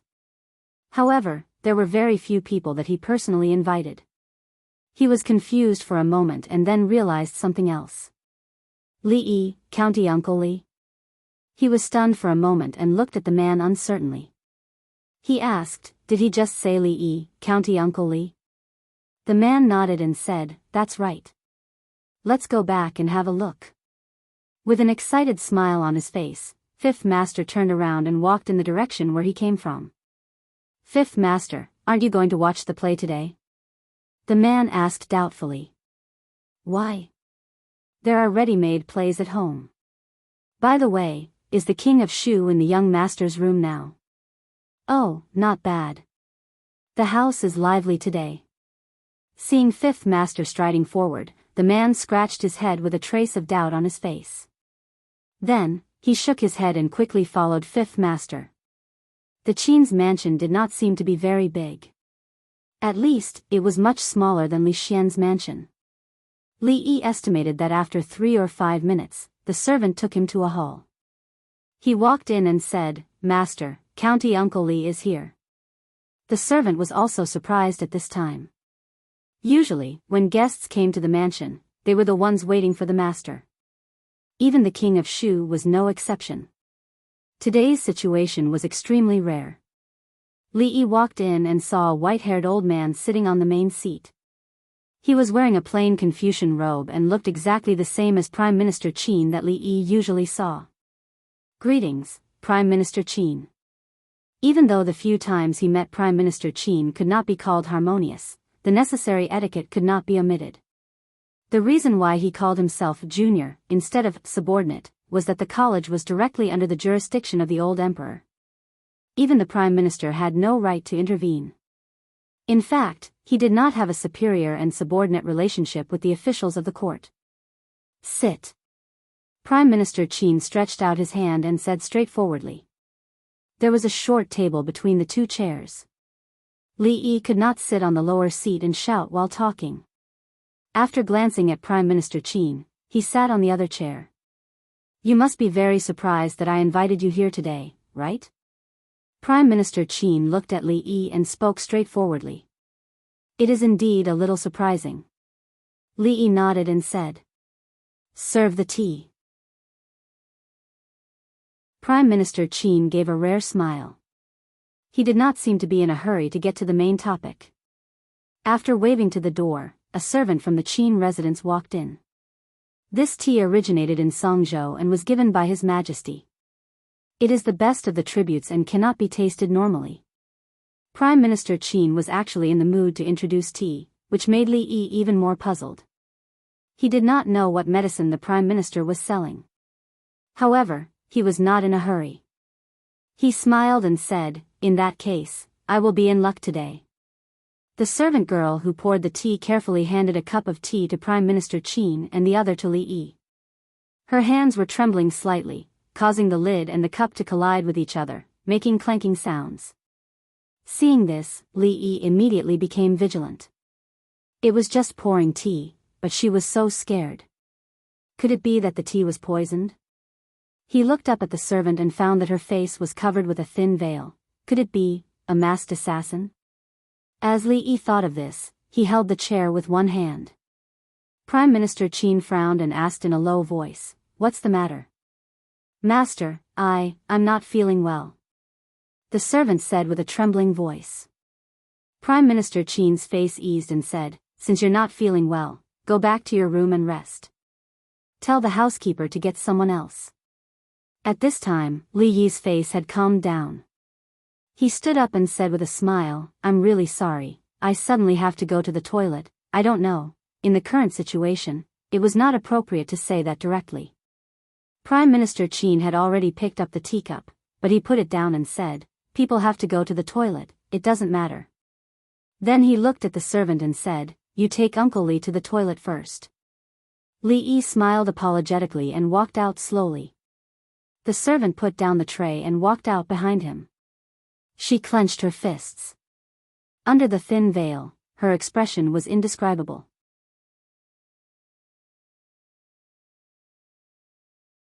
Chapter 547. A few steps behind Li Yi, the veiled maid lowered her head and said in a low voice, "Uncle Li, the toilet is in front." "Why are you here?" Li Yi turned around and looked at her. The maid's body trembled slightly, and her voice was a little panicked. "Uncle Li, I don't know what you're talking about. I mean, why are you in the capital and in Prime Minister Qin's mansion?" Li Yi stared at her and asked, "Lu Mei, where are your parents?" The maid's body trembled again, but she also knew that she couldn't hide her identity. She slowly took off her veil, and it could be seen that she was pretty, but the scar on her face was extremely eye-catching.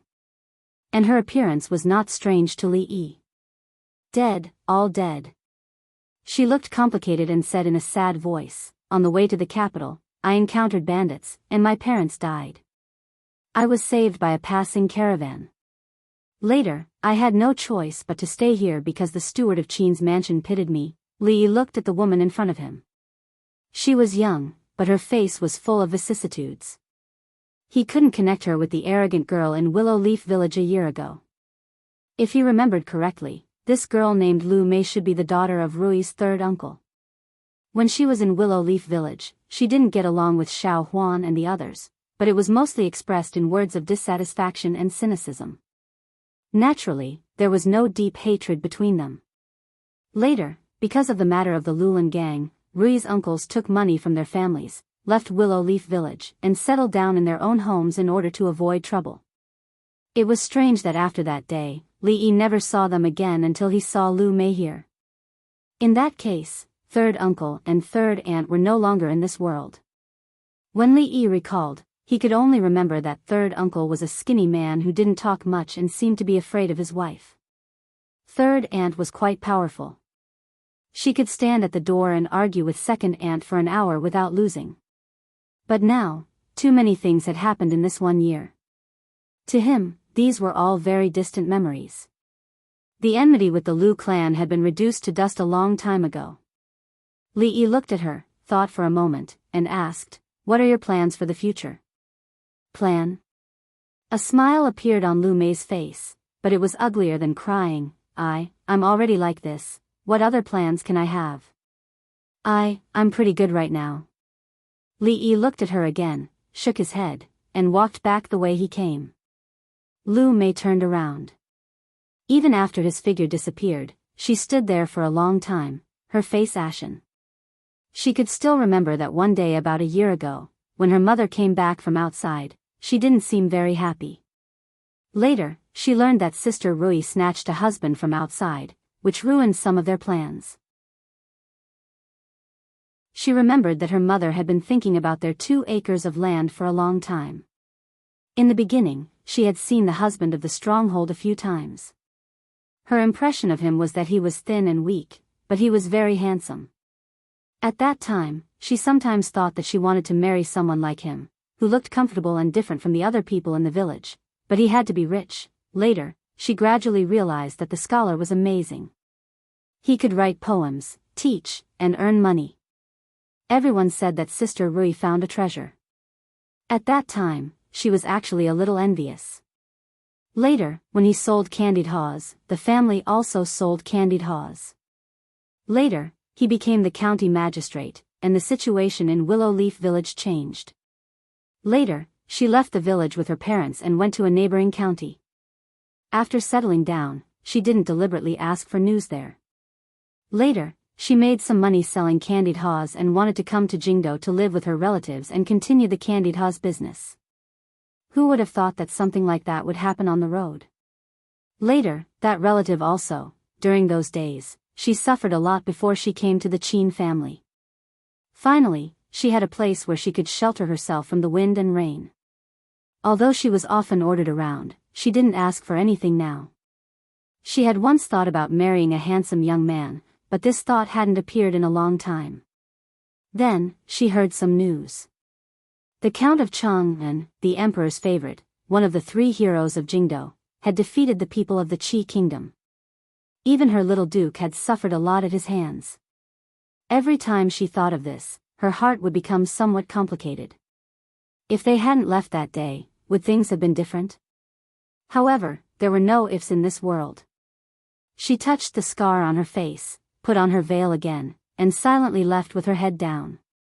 Meeting Lu Mei in Qin Manor was beyond Li Yi's expectations. She could be considered an old friend. If Rui, or Xiao Huan learned of this news, he didn't know what they would do. The old grievances of the past were not worth mentioning now. However, this was Qin Manor. If he acted too special toward her, it would not be a good thing for her. Right now, this was all he could do. When he walked back, he coincidentally ran into a servant of Qin Manor and asked him for directions. Only then did he realize that he had gone the wrong way. He walked back another 30 to 50 feet and disappeared behind a moon door. Miss May? The man who had led the way scratched his head and nodded slightly. Wu Er, why aren't you done yet? A voice came from nearby. Wu Er hurriedly replied, I'm coming. He glanced in a certain direction, turned around, and ran over with quick steps. I've made Prime Minister Qin wait a long time. Li Yi walked into the hall and raised his hands in a salute. No problem. Prime Minister Qin waved his hand and didn't seem to mind at all. He said, the tea might be getting cold. I'll have someone make another cup. Li Yi waved his hand and said, no need to trouble yourself. I don't usually drink tea. He rarely drank tea. As for the tea of Qin Manor, he couldn't drink it. Who knew if there was something else added to it? He wasn't measuring the heart of a gentleman with his own mean measure. Perhaps Prime Minister Qin couldn't do such a thing, but some people could. What's the matter, Prime Minister Qin? After Li Yi sat down again, he asked directly.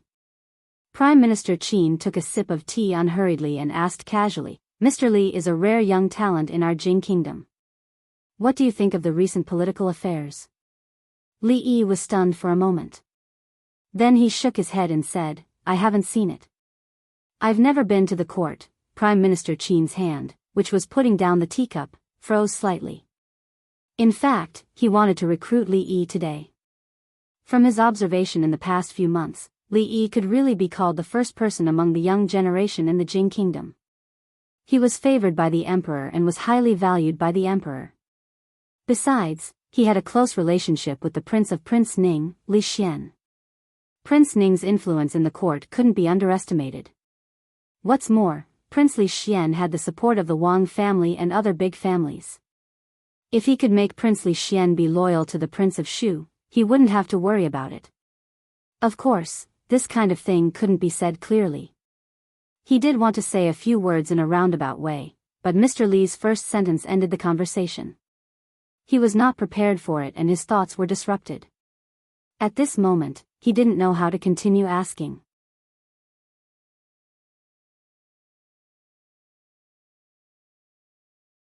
Chapter 548. In a room of an exquisite small building in Qin's mansion, Qin Yu was lying on a bed covered with several layers of brocade quilts. A certain part of his body was wrapped with white cloth, and his face was extremely pale. He had just recovered from a serious illness, and he was beaten 80 times. Although he did not lose his life, this time he might need to recuperate for a few days. I didn't expect.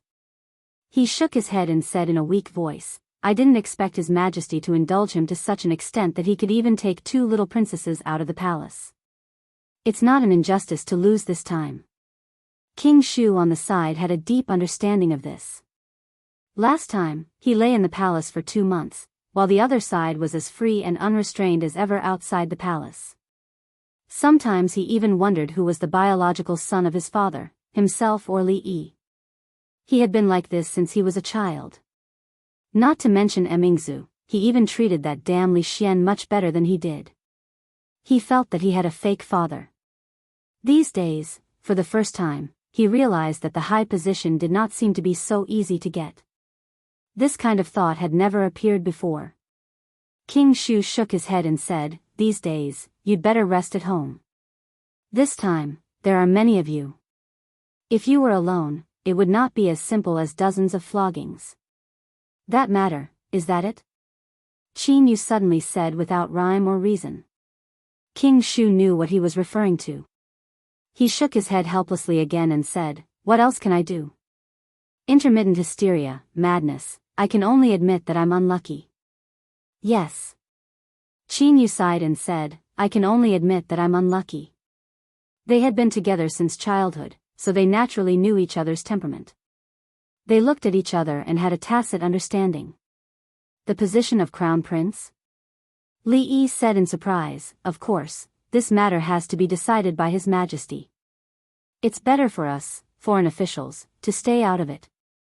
It wasn't easy to bring the topic to the main point. Qin Xiang thought that his meaning had been expressed very clearly. However, Li Xianhua had been avoiding the topic and never responded to it directly. He didn't know how many times he had the impulse to serve tea and send off his guest. After saying so much, Qin Xiang's throat was a little dry. He picked up the teacup and took a sip. Li Yi stood up from his seat, cupped his hands and said, If that's the case, this junior will take his leave. Why? Is there something urgent in Uncle Li's family? Prime Minister Qin was stunned. He didn't know why Li Mu would do this. Li Yi looked at him in surprise and asked, Hasn't Prime Minister Qin already served tea to see the guests off? The current him was no longer the newbie who had just arrived here. The ancient people liked to beat around the bush when they spoke and did things. Serving tea meant sending the guest off. He was not as blind as Li Xian. This old man is just thirsty. Prime Minister Qin didn't realize that his actions would cause a misunderstanding. He said, I won't beat around the bush. I know that you have a grudge against the King of Shu. I only have one question. If your Highness is willing to let go of the grudge, can County Uncle Li let bygones be bygones? The King of Shu will inherit the throne in the future. You should be clear about the pros and cons. He would never be so straightforward when he talked to people. However, if he continued to talk in the way just now, he was afraid that there would be no result even when it was dark. However, he didn't have the patience to wait any longer. In fact, just now Li Yi had roughly guessed why Prime Minister Qin called him here today. However, was he sure that the King of Shu was willing to let go of the grudge? If that guy had such a mind, things wouldn't have gotten to this point. If he really became the emperor, would there be a way for him and others to live? Since he took action in the palace that day, there had been no way out. Naturally, it was impossible for him to turn back.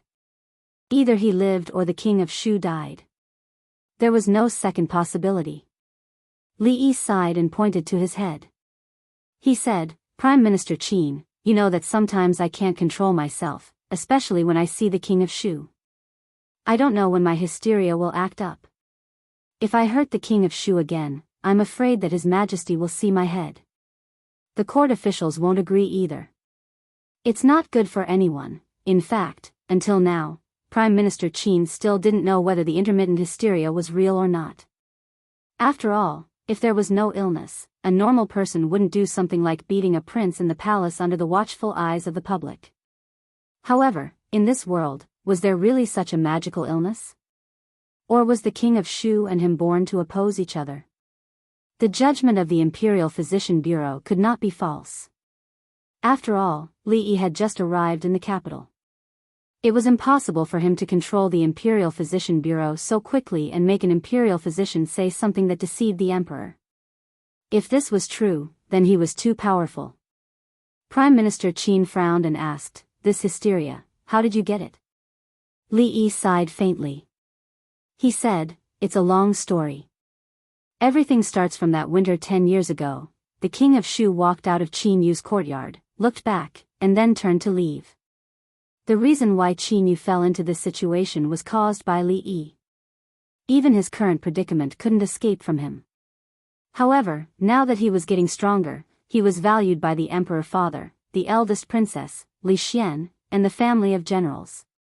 As long as he didn't ascend the throne, he couldn't do anything to him. Although he didn't want to admit it, it was a fact. He could influence some things in the court, but for him, who wasn't in the court at all, it was not worth mentioning.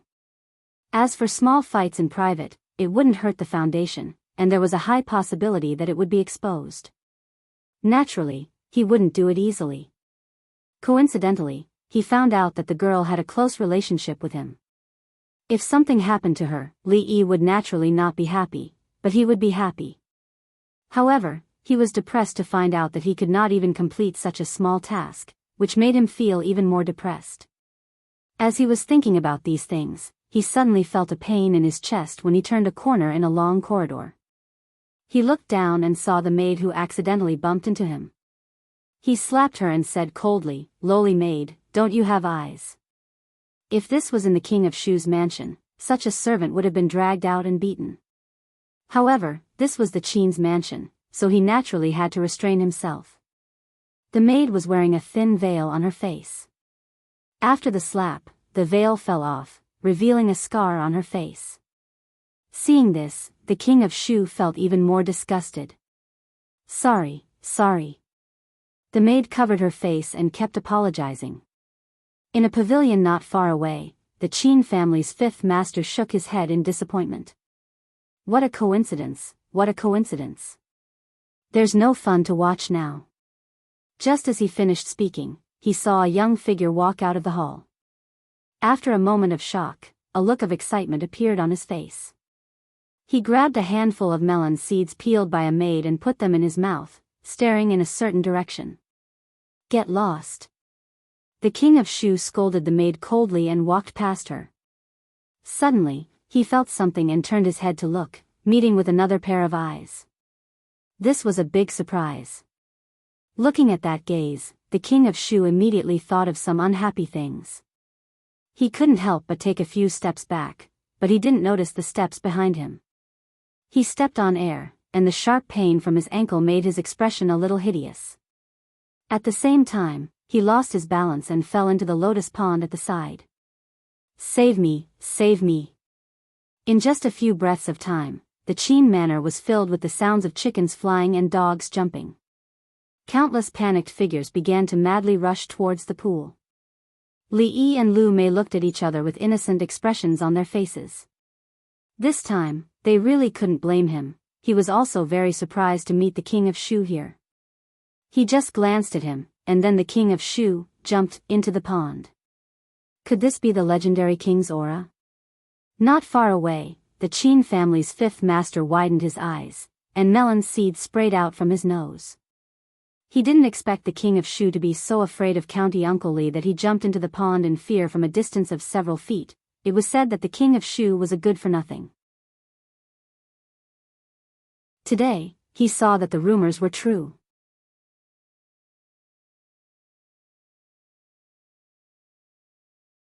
Chapter 549. The water in the lotus pond was not deep, and the king of Shu was quickly fished out by the servants of Qin's mansion. When he fell down, he was not injured, but his whole body was wet. But before he fell, he sprained his ankle. It seemed to be quite serious, and he could not even stand up. He was immediately carried away by 2 servants, and another person hurried out of the mansion to find a doctor. After the king of Shu disappeared, the expressions of some servants in Qin's mansion became a little strange. Many people had seen the scene just now.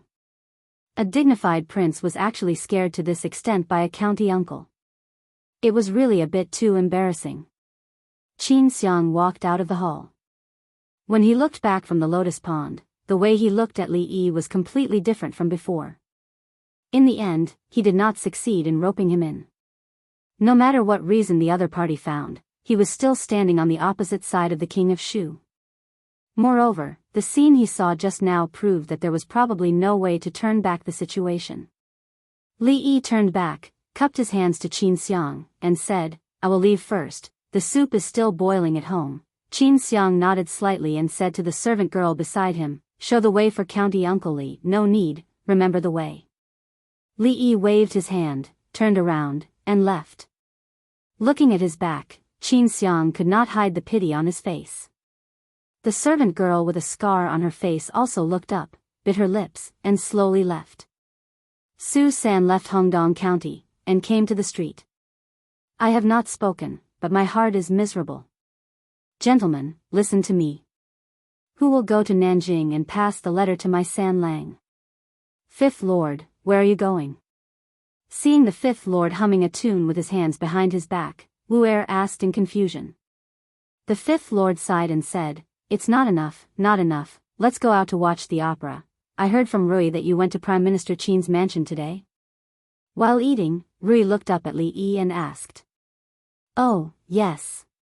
Li Yi picked up a mouthful of food and said casually, "We just chatted casually, and didn't even drink tea. The Qin family is so stingy, what business does Prime Minister Qin have with you?"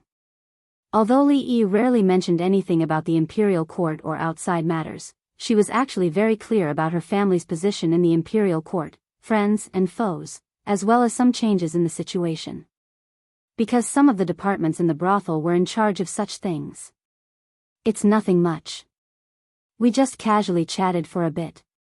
He said that I'm going to assist the king of Shu, but he's just a pile of mud that can't be supported." "What's there to support?" Li Yi put down his chopsticks and peeled a prawn for Xiao Huan. Rui had no problem peeling prawns as they could do it with just 2 chopsticks. Only Xiao Huan could not learn it no matter how hard she tried and always made a mess. Xiao Huan and he both liked to eat prawns, but the prawns had been kept in the ice house for a long time and were not very fresh. Today's prawns were sent by the Tsundra Lolita from the palace. He heard that they were the newly arrived tribute prawns. This was the advantage of being an emperor. He could eat whatever he wanted. If there was nothing in Jingdo, he could have other places pay tribute to him. Ever since the cost of making ice had been greatly reduced, fruits shipped from distant places had become cheap. "Thank you, Prime Minister," Xiao Huan said sweetly and focused on eating. Prime Minister Qin and the King of Shu were all bad people. Prime Minister Qin would beat up bad people. She only wanted to eat prawns. Then, did anything happen? Rui asked again. "No." Li Yi shook his head and said, "They are all scholars. What can happen? Even if they really want to do something, they can't be so brazen. Besides, Fong and the others are following them, so there's no need to worry." After saying that, he looked at Rui and asked, "How's the hero competition going? It should be coming soon, right?" Rui shook her head and said, "I'm afraid it will be delayed for a few more days. Recently, there have been more and more experts coming to Jingdo. The heaven list changes every day. Even if it is held now, I'm afraid many people will not agree. Originally, they did not consider the problem of the number of people.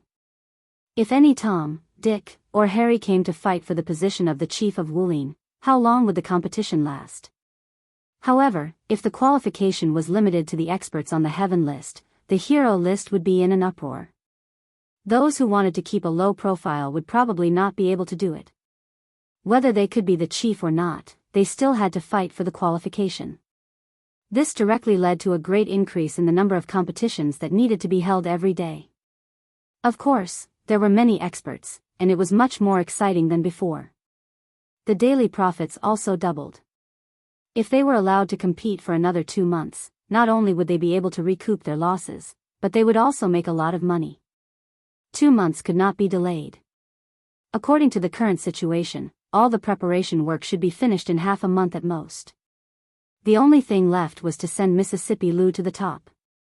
After talking with Rui and the others about the heroes' meeting, Li Yi suddenly thought of something and said, "I saw Lu Mei at the Qin Manor today." Xiao Huan suddenly raised her head and asked, "Son-in-law, which Lu Mei is it?" "The one who always quarreled with you in Willow Leaf Village." The maid was stunned for a moment, then she pouted and said, "It's her. Ever since she was young, she had always been bullied by Lu Mei." After what had happened, it was only natural that she did not have a good impression of her. Why is she in Qin Manor? Where are third uncle and third aunt? Rui asked curiously. Mississippi Lou also looked over. Third uncle and third aunt. Li Yi paused. He thought about it and told them the truth. Ah, Xiao Huan was stunned, and the chopsticks in her hand fell to the ground. The expressions on Rui and Rui's faces froze. After a long time, Rui sighed and said, "Third uncle is actually very honest. When they went overboard, he stood up for us. Third aunt. She has always been very powerful, but," Rui shook her head. Even though there was some hatred in the past, death was like a lamp going out. In the end, there was still some relationship. She thought of some things when she was young and felt a little depressed. Mississippi Lou put down her chopsticks and walked out of the door. "If it was somewhere else, I could help. But it's Qin Manor. If I show something different, it will hurt her." Xiao Huan was not in a good mood, and so was Rui. Li Yi said, "But it's not impossible to ask her to leave Qin Manor. But I think she might not agree." It was not suitable for him to ask for a maidservant from Qin Manor. Of course, the other party would not give it to him. But whether it was the Princess Royal, Atsundra Lolita, or directly asking the old emperor for a decree, although the process was a little troublesome, it was doable. After a short contact, Li Yi could feel some of her thoughts. She actually had some self-esteem, or else she would have asked for it herself. He thought that he knew he could not face Rui and the others, so he could not force himself to do something. After a while, Li Yi walked out of the room. He decided to put the matter of Lu Mei aside for the time being. Not long after, Rui also walked out of the room. She was a little annoyed. 2 maidservants were cleaning the courtyard while talking about something with great interest. I went out to help buy things today and heard something interesting on the street."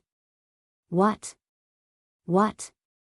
"I heard that yesterday at Prime Minister Qin's manor, the king of Shu was so scared that he sprained his ankle and fell into the water." "Ha ha ha, it's so funny. I heard that the person just looked at him and the king of Shu was scared. I didn't expect him to be so timid, even more timid than Shao Qing. The whole capital is laughing. Oh, I can't take it anymore. I'm dying of laughter. Who else can scare the king? Did he bump into a ghost? I just heard a few words and then followed him. I don't know what happened next." Qin Manor, the king of Shu. Standing in the corridor, Rui was stunned. She looked in a certain direction and saw that Li Yi had just disappeared. "Didn't you say that nothing happened?" In the king of Shu's manor, the king of Shu was furious when he heard the servant's report. He flipped the table on the spot. "Who is it? Who is it? Tell Qin Yu and I will find out. I will kill him." In a courtyard of the Qin Manor, a light and cheerful tune could be heard. Brother Lu's words are too biased.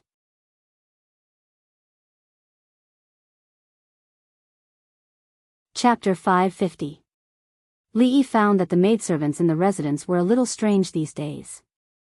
They often stole glances at him when he wasn't paying attention. When he noticed that they were also looking at him, they would all look away. This was something that had never happened before. When he washed his face in the morning, he looked at his reflection in the water a few more times. Recently, he hadn't obviously become more handsome. There was no reason for him to suddenly become so charming. What are you looking at? When he sat in the courtyard and flipped through the old book that second granduncle gave him, he saw two maidservants hiding in the corner looking at him. They were whispering and pointing at him. He finally couldn't help but walk over and ask. No, nothing. The two maidservants lowered their heads and wiped the pillars, not daring to look at him. Li was a little puzzled and ignored them. Yesterday, second granduncle told him that he had neglected his martial arts practice. He threw him a booklet without a cover and the pages had already turned yellow, and told him to read it when he had nothing to do. Fong wasn't so lucky. He was whipped by the two guards. If he persisted for half an hour without being whipped, he would have to start all over again. Lord Ju doesn't look that scary. Yes, are the rumors false? Are they not talking about our Lord Ju? I've asked them twice. They are talking about Lord Ju, but it really doesn't look like it. The two maidservants were full of doubts. Their Lord Ju didn't look like the kind of person who would scare people into jumping into the lake with just a glance, not to mention that he was a prince. If it was the second miss, it was possible. But if it was the handsome and amiable Lord Ju, they really couldn't imagine the scene at that time. But in the past 2 days, the news had spread throughout the capital. Lord Ju had taken a look at the King of Shu in Prime Minister Qin's residence, and the King of Shu had jumped into the lake. It was said that he had even sprained his ankle. To the maids of the Li residence, this was truly unimaginable. Lord Ju had always been kind to them. They had heard that the King of Shu had been beaten up by him before, and it seemed that he had beaten him up quite badly. Naturally, this was something that they could not imagine. But to just take a look at him, how could that be? Li glanced at the two maidservants in the corner and said, "You've already been cleaning that pillar for an hour. If you continue to slack off, I'll deduct your pay." The two maids immediately ran away. Lord Ju's deduction of money was just a passing remark, but they didn't dare to discuss it anymore. The erotic book in his hand gave him a headache. Based on his level, he might not be able to handle it. When he saw Rui walking in from outside, Li hurriedly waved at her. "Wife, come here for a moment." In the next few days, Li spent part of his time studying the erotic book. Rui seemed to value it very much. Whenever she had the time, she would give him pointers. Most of the time, he would take Xiao Huan out for a stroll, to the brothel to watch shows, and to patrol the shops. There was nothing much to do in the palace, and the days were as leisurely as ever. Sometimes, he would also meet Wan Ruoqing. She was always very busy. In the beginning, Li also felt that this was not the way to go on. There were too few people with the ability to manage. When there were more and more shops, there would be more and more things to do. It was far from enough to rely on just one or a few people. Wan Ruoqing nodded and said, "I'm already consciously cultivating them. But this is not a matter of a day or two. I can still take care of things here for the time being." She was always so restless. Li said a few times, but it was obviously not effective. Fortunately, Xiao Zhu was by her side, so she would not be as tired as before. Li changed the topic. He pointed to a shed at the entrance of the brothel and asked, "What is this used for?" When he came here just now, he noticed that there was this thing. There were a few beggars waiting outside, and there was actually a queue. "This is the porridge shed that was set up here 2 days ago. These beggars have nothing to do on weekdays, so they let them clean the inside after closing the brothel at night. Usually, it takes a lot of effort to clean, but there are quite a lot of them, so they can save a lot of time." Wan Ruoqing explained, it doesn't cost much to give porridge twice a day, and they are also willing to do it. It's almost mealtime. Those who have worked here can get a bowl of porridge and 2 steamed buns with their tickets. The brothel was a crowded place, and a lot of garbage was produced every day. It was really troublesome to clean, especially after all kinds of melon seeds became popular in the capital these days. The cleaning work became more and more troublesome. This was a good idea. Li Yi felt that this method was unlikely to be Wan Ruoqing's idea. Make the best use of people, and not waste any. This was Old Sun's style of doing things.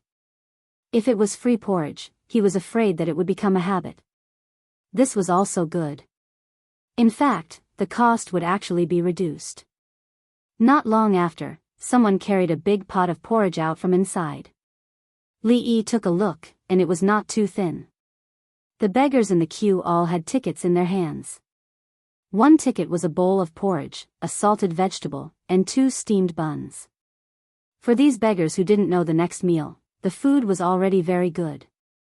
Not far away, there were beggars looking at them enviously. Seeing that there was still a lot left after the beggars received their food, the girl in charge of giving out porridge waved her hand and said, "There is still a little left today. If you want to eat, come over. This time it's free for you. If you want to eat every day, go to the other brothels in the capital and ask again. See the one with the willow leaf sign at the door? Ask them if they are still short of people." When the beggars heard this, they immediately swarmed over, loudly saying, "Great benefactor, living bodhisattva," and so on.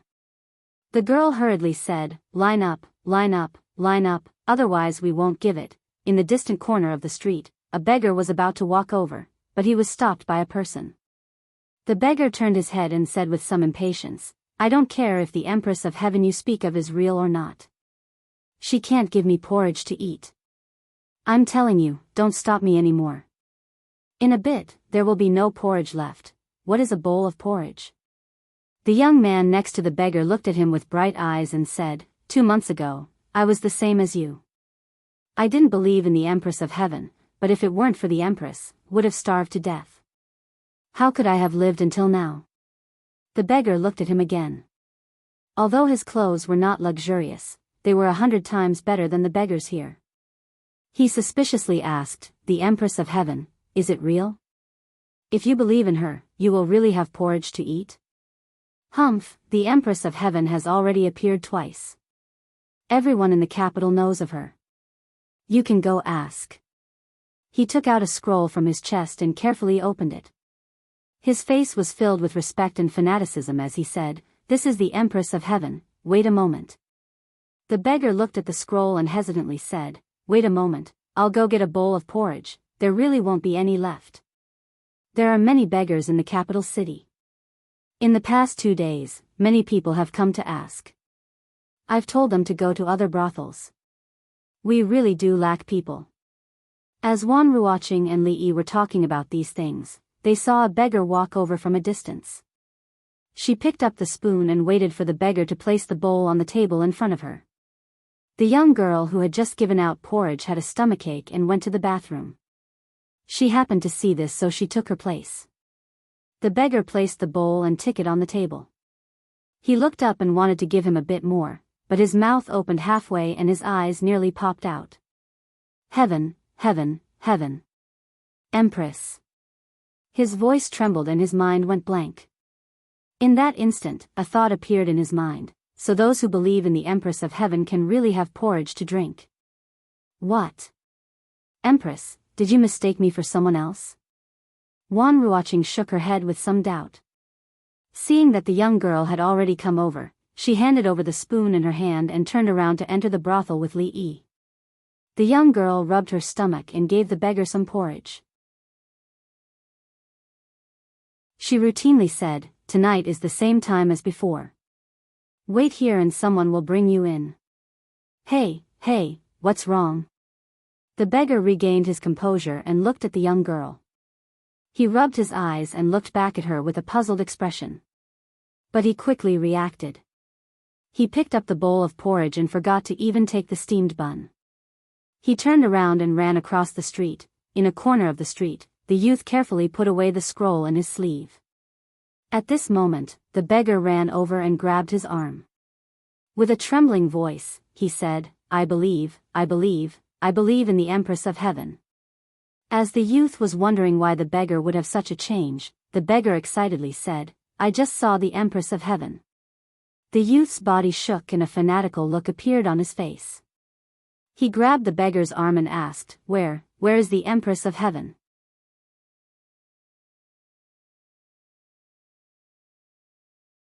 Chapter 551. Slow down, slow down.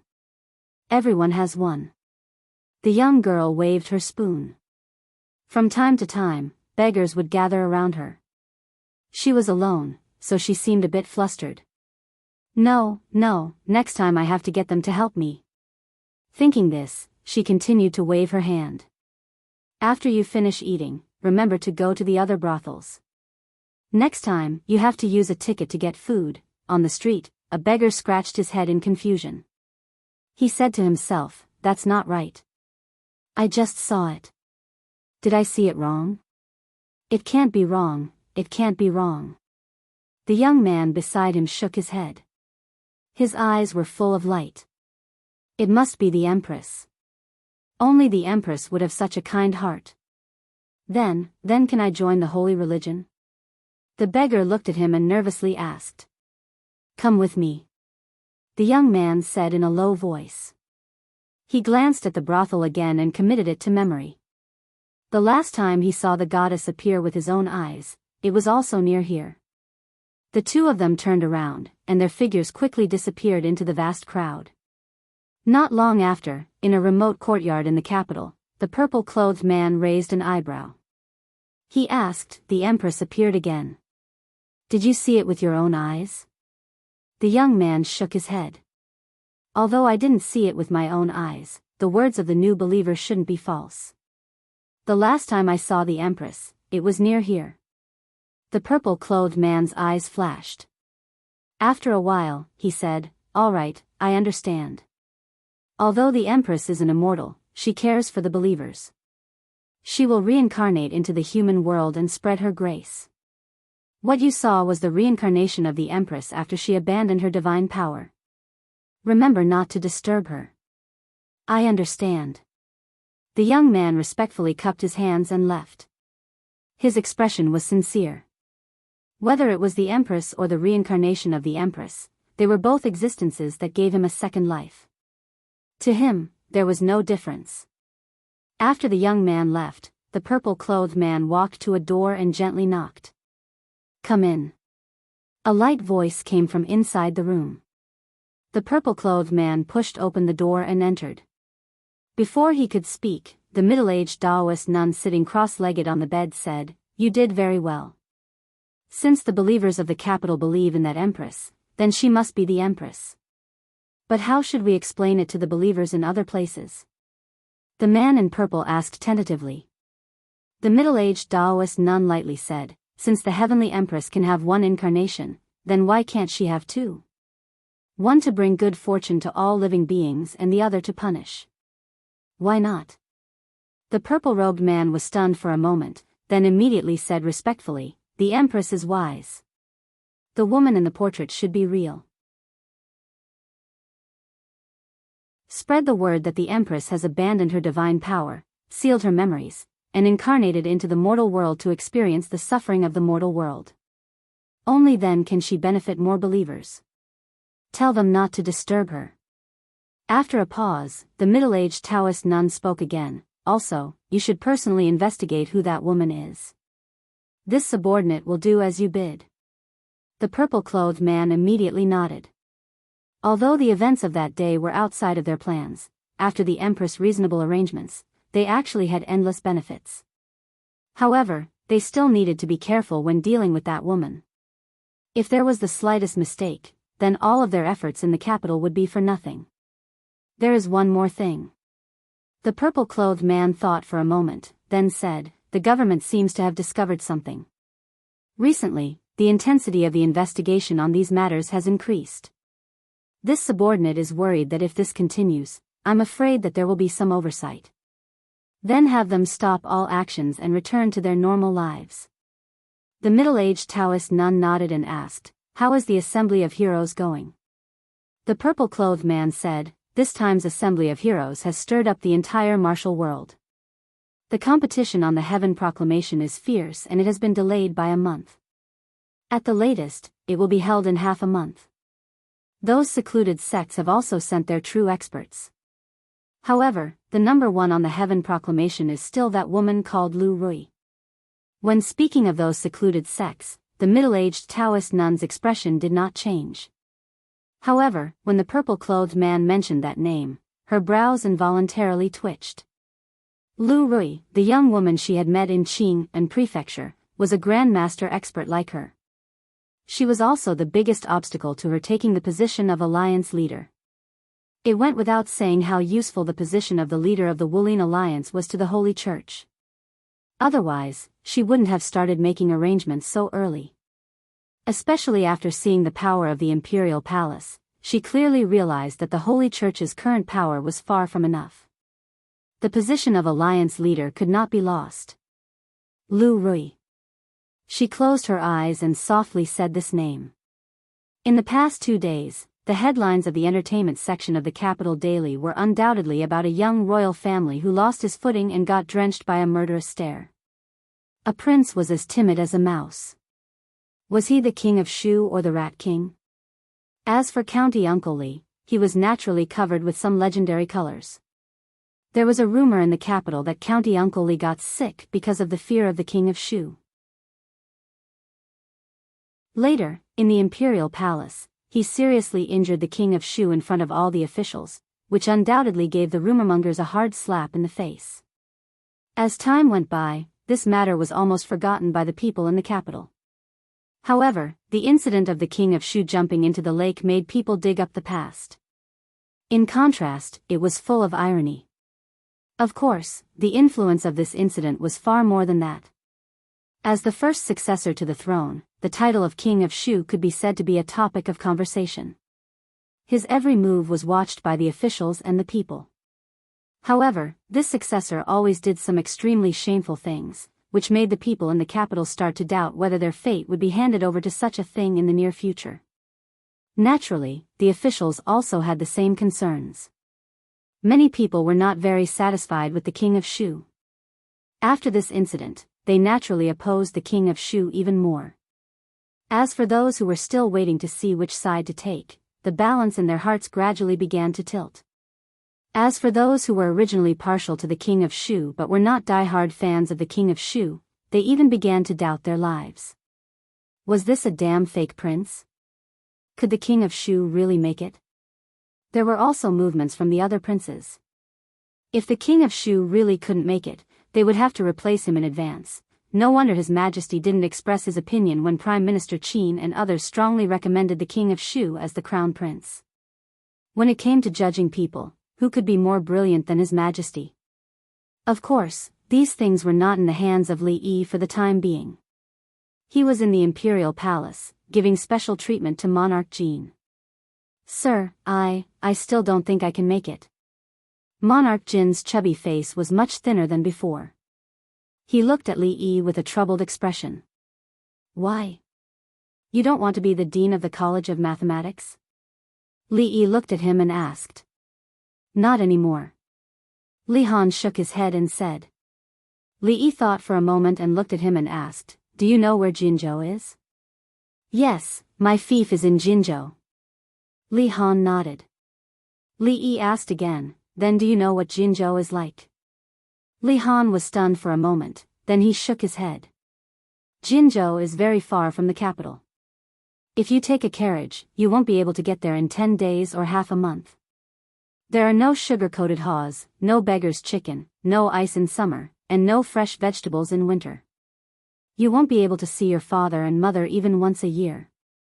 Li Yi looked at him and asked, "Now tell me, in a few years, do you want to go to Jinzhou, that remote place where birds don't even shit, to be a prince, or do you want to be the dean of the College of Mathematics and live freely in the capital?" Li Han was stunned for a moment, then he suddenly swallowed his saliva.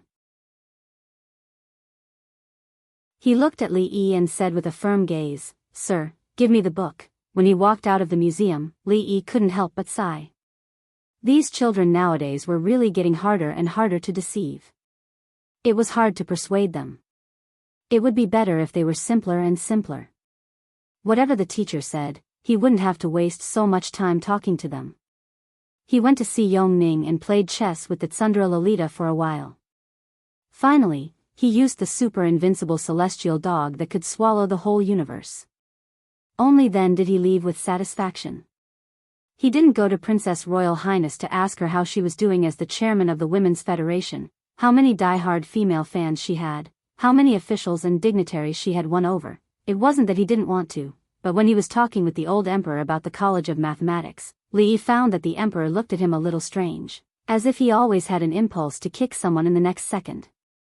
The imperial palace wasn't a place to stay for long, so it was better to leave as soon as possible. But thinking about it, it was normal. His son had become the laughing stock of the capital, and the title of King of Rats was even more resounding than King of Shu. This time, he was afraid that he would lose a lot of fans in the court.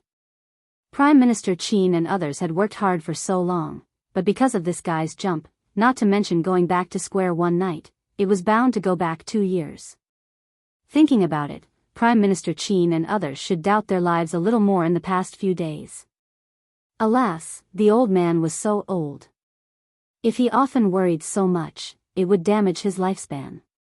He was really worried about the old man. No wonder the old emperor wanted to kick him. If it was him, he would also kick him. Kicking people was a light punishment, and the culprit should be hung up and beaten. The person who spread rumors everywhere was simply a psycho. Was he so terrible that he could kill people with his eyes?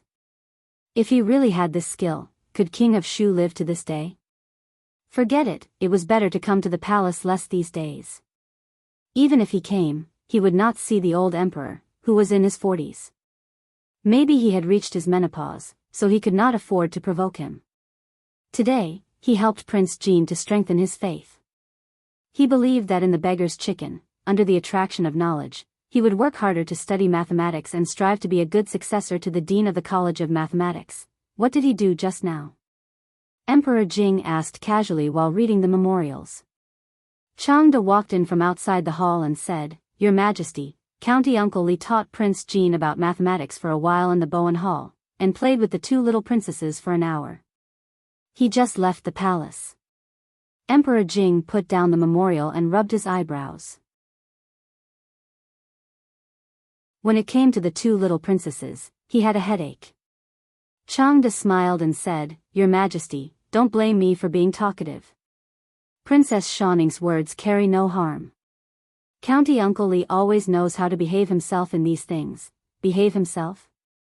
Emperor Jing picked up another memorial and said, "He killed County Uncle Li with his eyes, and made King of Shu jump into the lake with his eyes. He has lost the face of the royal family. What does he know about propriety?" Changde smiled and said no more. Although His Majesty said so, in fact, in recent days, he had been doing things in the style of that boy. King of Shu could not represent the face of the royal family, and, seeing that His Majesty no longer said anything, he slowly retreated out of the hall. There were no clouds in the autumn sky, and the wrinkles on his face stretched out. After all, the world still belongs to these young people. "Chen, what can I do for you?" Xiao Chui opened the courtyard door a crack and poked her head out. She looked at the young man standing outside and asked, "Is your mistress at home?" The young man waved his folding fan and asked with a smile. Xiao Chui frowned when she smelled the strong smell of alcohol. She grew up in a brothel and hated the smell of alcohol the most. Hearing that, she said, "Chen, if you have anything to say, just tell me. I will tell my mistress." "What? A guest is here, and you won't let him in?" The smile on Chen's face disappeared, and several servants behind him also stepped forward. Although Xiao Chui was afraid, she still said boldly, "Men and women should not touch each other. There are only me and my mistress in the courtyard. In order to avoid gossip, Chen should say it here." "You bitch." An angry expression appeared on Chen's face. Just as he said this, the courtyard door opened and Sing Zuma walked out. She said lightly, Chen, what do you want? Say it. The young man in front of her, who reeked of alcohol, was Chen, who had been pestering her a lot these days. At first, he pretended to be polite and well-mannered, but after running into a wall a few times, he gradually returned to his playboy nature. She had seen many people like this before. Seeing Tsing Zumo come out, Chen immediately smiled and said, Zumo, you're out. Let's talk inside, let's talk inside. Let's talk here. Tsing Zumo pulled Xiao Chui back half a step. Her voice seemed to be 1,000 miles away. A trace of anger flashed across Chen's face, but the next moment, he smiled again and said, Zumo, you know my feelings for you. I promise, as long as you agree to me, you will enjoy endless wealth in the future. If that's the case, then there's no need to talk about it anymore. Tsing Zumo waved her hand. She had heard this kind of talk so much that her ears were about to get calluses. She looked at him and said, Chen's status is noble. I really don't deserve him. It's better for Chen not to mention this matter in the future. After all, Chen had drunk today. After hearing this, no matter how self-restrained he was, he couldn't help it. She was just a prostitute, yet she made him spend so much effort. He angrily said, It's your fortune that I like you. Who do you think you are? So what if you're the goddess of Luo Shui? Do you really think you're the daughter of a noble family? Let me tell you, I'm going to have you today. After saying that, he reached out to grab Tsing Zumo's arm. Xiao Chui's expression changed. She pushed Chen away and hurriedly said, Miss, quickly go inside. Behind Chen, 2 attendants quickly stepped forward and blocked the courtyard door. Tsing Zumo and Xiao Chui's expressions both changed. Tsing Zumo's expression turned cold and said, Trespassing? We can report this to the authorities. Chen had already stabilized his figure at this time and laughed. Trespassing is nothing. Today, I'm going to rob a woman. Then, he reached out again and touched Tsing Zumo's face.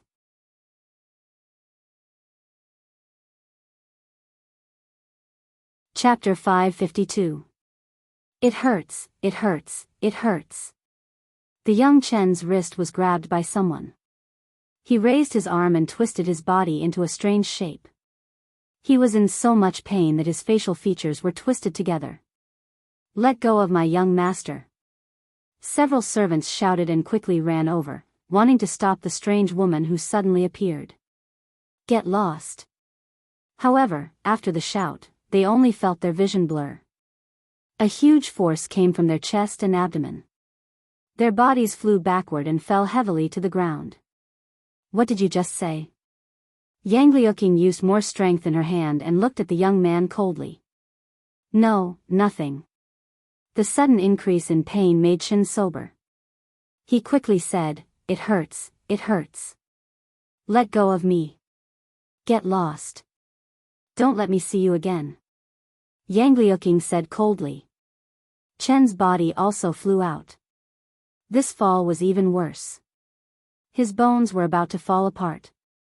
He got up from the ground and took 2 steps back. He pointed at them fiercely and said, Just you wait. This time, he didn't dare to continue saying harsh words. He turned around and left with a few servants. After all, this woman didn't look easy to deal with. It seemed that there were accomplices coming from the side. If they stayed, they would probably suffer even more. Although what happened just now was short, many people saw it. They surrounded and pointed at young Master Chen's back as he left. Their eyes were filled with disdain.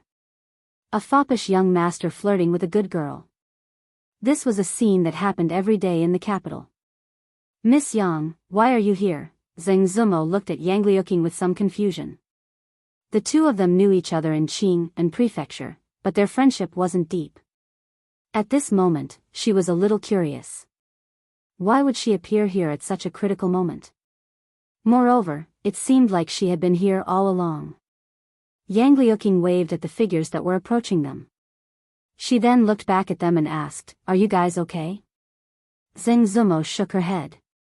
Looking at the figures retreating, she seemed to have understood something. She didn't ask any more. She looked at her and said, "Miss Yang, please come in and have a seat." Yang Liuqing shook her head and said, "I won't go in. It hasn't been peaceful these days. If you encounter anything wrong, just shout from inside. Someone outside can hear you." After saying that, she smiled and turned to leave. In the past few months, she had been working hard to improve her ranking on the heaven list. However, after entering the top 30, it was extremely difficult for her to win. She needed to accumulate enough strength. She had fought countless people, and her experience was already very different from before. There was no point in participating in more battles. It just so happened that she had a mission, so she simply came here. She didn't expect to encounter such a thing on the first day. It was just that she was curious about Miss Seng. It had already been so long, so she should have been welcomed into the house by senior uncle long ago. Why was she still? Thinking of this, she stopped thinking about it. This matter seemed a little complicated, and it wasn't something she could participate in. "Miss, they..." Xiao Chui watched them leave and scratched her head in confusion. Zheng Zimo waved her hand and said, "It's fine. Let's go in." At this moment, she could also guess that Li Yi must have sent more people here. However, she did not expect that young Duke Qin's revenge would not come, but this young Master Qin. However, in this way, she was indeed a lot more relieved. As for that Qin, she might have been a little worried before. However, she had seen the king, the duke, and all the top foppish young masters in the capital.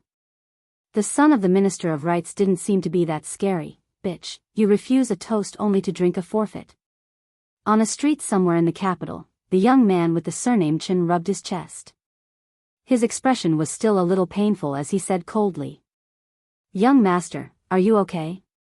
A servant saw this and hurried forward to help him pat the dust off his body. "I'm fine." The young man stood where he was and waited for the servant to pat the dust off his clothes. Then he said gloomily, "She's just a prostitute. Why is she pretending to be a good person? Since that's the case, don't blame me for being impolite." Then, "Young master, where are we going now?" "To the spring pavilion." The young man with the surname Chen said angrily. After so many days, he still hadn't taken down the Luo Shui goddess. He was afraid that people would laugh at him. At this moment, he had a stomach full of anger and needed to vent. As for other things, he needed to think about them at length. Early in the morning, the capital's governor, Lu Dio, came out of his wife's room and rubbed his waist. He couldn't help but sigh. Time really didn't wait for people. Without the tiger and wolf medicine, his body was becoming more and more unable to take it. These days, his wife complained that she always went to his concubine's room and neglected him. She wanted to perform well last night, but she didn't expect that she would overdo it. Her body couldn't take it anymore. He looked up and saw a figure walking out of the courtyard. He hurriedly asked, "Where are you going so early in the morning?" "To the Union." The girl turned her head and said. The next moment, she disappeared without a trace. The Union, what's there to cooperate with?" County Magistrate Lu complained. For the Union, she went out every 2 or 3 days. Was this what a woman should do? However, this involved Her Royal Highness, and there were maids and servants around his daughter. Nothing serious would happen, so he let her go. These days, nothing major happened in the capital, and he didn't have too many official affairs to deal with. County Magistrate Lu sat in the back hall, drinking tea and holding a popular novel on the market, enjoying a moment of leisure. "Your Excellency, something serious happened." Before he finished drinking a cup of tea, a person hurried in and said anxiously, "What's the hurry? What can happen?" County Magistrate Lu looked at him discontentedly. "Can there be a murder case?" Detective Zhao swallowed and said, "Your Excellency, there really is a murder case." County Magistrate Lu spat out all the tea in his mouth. Before he finished drinking a cup of tea, he had to hurry out. County Magistrate Lu looked unlucky. It had been a long time since there had been a murder case in the capital. His Majesty had praised him last time for his outstanding achievements in public security in the few months he was in office. It had only been a few days, and there was a murder case. Wasn't it a slap in his face? Moreover, the identity of the victim this time was really sensitive. He was the son of the Minister-Counselor of the Ministry of Rights, and he was inextricably linked to Marquis Chen's mansion. He had to be careful. What happened? On the way, County Magistrate Liu asked Detective Zhao. Detective Zhao immediately answered, the victim is the son of Lord Chen's family in the Ministry of Rights. It was said that the servants in the mansion didn't see him get up for a long time, so the maid went to knock on the door, but no one answered. Later, when they forced their way in, they found him dead on the bed. He died on his own bed? County Magistrate Liu frowned and asked, what's the cause of death? Detective Zhao replied, there's no result from the coroner yet, but according to the servant who reported the case, it should be poisoning. It was already troublesome for a person to die, but it was the son of an official who died. It was twice as troublesome. He could have died of any reason, but it happened that he was poisoned, which made it even more difficult. County Magistrate Liu didn't have Louis, so he had a headache thinking about this case. He said with some irritation, find out who the son of the Chen family has been in contact with these days, and what he has done. Don't forget anything. Detective Zhao nodded and said, I've asked someone to ask the servants who usually follow him. Before they reached the Chen's mansion, they bumped into several constables. Why did you guys come out? Arrestor Zhao was stunned for a moment before he asked. One of them waved his hand helplessly and said, this case has just been taken over by the Ministry of Justice. Hearing that, County Magistrate Liu was stunned and said with some doubt, the Ministry of Justice has taken over?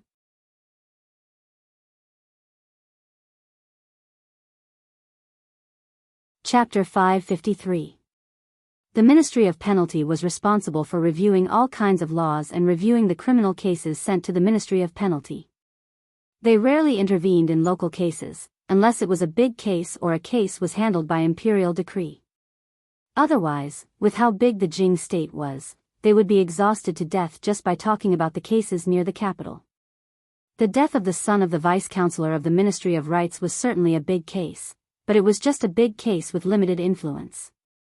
The Ministry of Penalty had no right to intervene. What was more, the Ministry of Penalty had come before he arrived. County Magistrate Liu's eyes flickered. There must be some secret deal. However, if the Ministry of Justice wanted to intervene, then let them. It was a good thing that he could extricate himself from this and avoid this trouble. Have you questioned him? How did Chen die? He didn't want to get involved in the abnormal behavior of the Ministry of Penalty. He didn't even want to enter the Chen family. He asked the constable on his way back to the county government. The bailiff immediately replied, the coroner has already examined the body and determined that it was death by poison. There was a spot on the arm that had turned blue, and there was a small hole in it. From it, a very fine silver needle was extracted. As for the specific type of poison, I don't remember. According to the coroner, this type of poison is extremely rare. Even a small amount can be fatal, but it won't kill the victim immediately. The poison takes 8 to 10 hours to take effect, and once the poison spreads throughout the body, the victim will feel sleepy and die silently in their sleep. Then it's easy to solve. County Magistrate Liu shook his head and said, we just need to push back the time of his death to 8 to 10 hours to find out what he was doing and who was around him at that time. Then it'll be easy to catch the murderer. He was a little regretful at the moment. He should have acted faster and solved the case earlier, so that the Ministry of Penalty wouldn't have gotten ahead of him. Detective Zhao looked at County Magistrate Liu, scratched his head and said, Lord Liu, this case doesn't seem to be that simple. The servants of the Chen family didn't find Chen's death until this morning. Who knows whether he died last night or at dawn? County Magistrate Liu was stunned. He looked at him and said, I've handled more cases than you. I don't need you to remind me. Can't we just arrest everyone he came into contact with yesterday? Detective Zhao cursed in his heart, why didn't you die from eating so much salt? However, an awkward smile appeared on his face as he said, Sir is wise. Who did he come into contact with yesterday? Lord Lu snorted coldly and asked. The bailiff replied, Your Excellency, Chen didn't do anything yesterday. He went to the brothel early in the morning and met up with 2 of his friends. After that, he went to the brothel again. Then, he seemed to have gotten into a conflict with someone because he was drinking and flirting with a woman. He seemed to have suffered a small loss. Then, he went to the brothel again, teasing a commoner girl and getting into a conflict with others. County Magistrate Lu quickly grasped the key point and asked, Who is he flirting with, and where? It's that Willow Lane over there. That woman seems to be quite famous. She's the goddess of Luo River or something. She's very famous in the capital. County Magistrate Lu shook his head. It seemed that this case was not difficult. It was very likely that, as he was thinking about this, his expression suddenly froze. He raised his head abruptly and looked at the bailiff with a serious face. He asked, Who did you say just now? Luo, goddess of Luo River. When we came out just now, the Ministry of Justice had already gone to arrest her. Seeing that Lord Lu's expression was a little strange, the bailiff stuttered. County Magistrate Lu's expression changed. He immediately ordered, Prepare the horse, quickly. Rui and Rui were not at home. Li Yi and Xiao Huan were too lazy to cook, so they moved the grill out. There was no sun today, so it was cool in the courtyard. They didn't ask for anyone's help. It was just the 2 of them. They busied themselves for an hour and skewered the meat and vegetables. Then, the little servant girl moved a small stool and sat beside him with her chin resting on her hand as she watched him grill the meat. Li Yi turned the skewered meat attentively. After a while, Xiao Huan tugged his arm and pointed in the direction of the door. Li Yi raised his head and looked over, then sighed. In the entire capital, there were only 2 people who dared to come to one's house without a gift and even wanted to freeload a meal. It's already October. Your Kunlun purple melon is still so fresh. Li Xian ate the grilled eggplant and asked with a surprised expression. October was nothing. His eggplant was so fresh all year round. The food for 2 was not enough for 4 people. Li Yi asked Xiao Huan to get some more. Li Xian and Princess Royal were here to talk about the business cooperation between the 3 families. In fact, there was nothing much to talk about. They were just paying and waiting for the dividends. In terms of funds, Li Yi was actually not that lacking. However, the 3 heroes of the capital advanced and retreated together. If there was money, they would earn it together. If he caused trouble, the 3 of them would shoulder it together. As friends, he would feel bad if he didn't bring them along when it came to making money. The 2 of them really didn't know much about doing business. It didn't take long for them to deviate from the topic. As the future presidents of the Science Academy and the Women's Academy, they actually didn't have any ideas. How the academy would operate, what to learn, and what to teach were all problems. Last time, they only talked about it briefly with Princess Royal Highness. These things couldn't be explained in detail in a short time. This time, they just talked about it in more detail. As for the more specific things, they needed to figure it out and decide on their own. Lord Li, bad news. A slightly anxious voice suddenly sounded from the door. Li Yi looked back and saw County Magistrate Lu striding in. Fong followed behind with a puzzled expression. Lord Lu, what's the matter? Speak slowly. Li Yi didn't know what had happened to make a capital magistrate like him so flustered. He walked over and looked at him. County Magistrate Lu calmed down a little and immediately said, Lord Li, Miss Zheng was taken away by the Ministry of Justice. Li Yi glanced at County Magistrate Lu and strode out of the door. Let's talk on the way. Fong had already rushed out to prepare the carriage after County Magistrate Lu said that.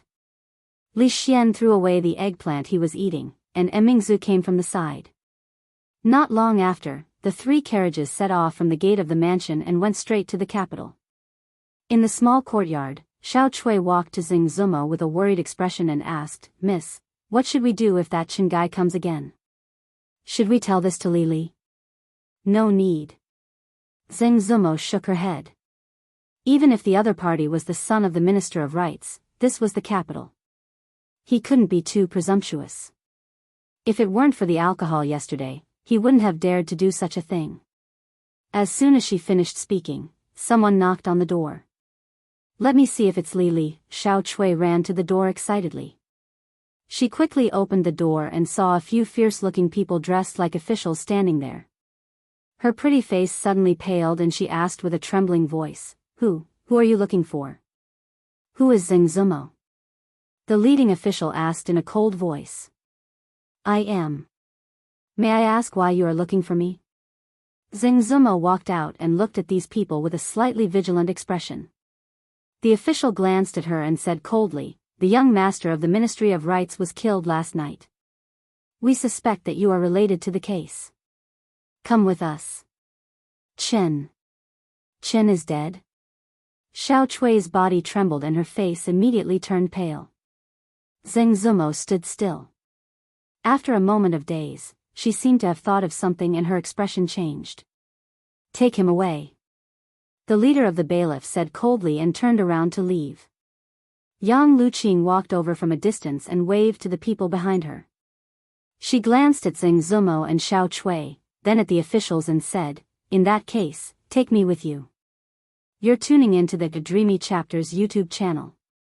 We're so grateful for your support and don't forget to subscribe to join us on this incredible journey through captivating stories. Your generosity through donations truly makes a world of difference, as it's the primary source of revenue that allows me to expand and enhance this channel for you. Thank you from the bottom of my heart for being a part of this adventure.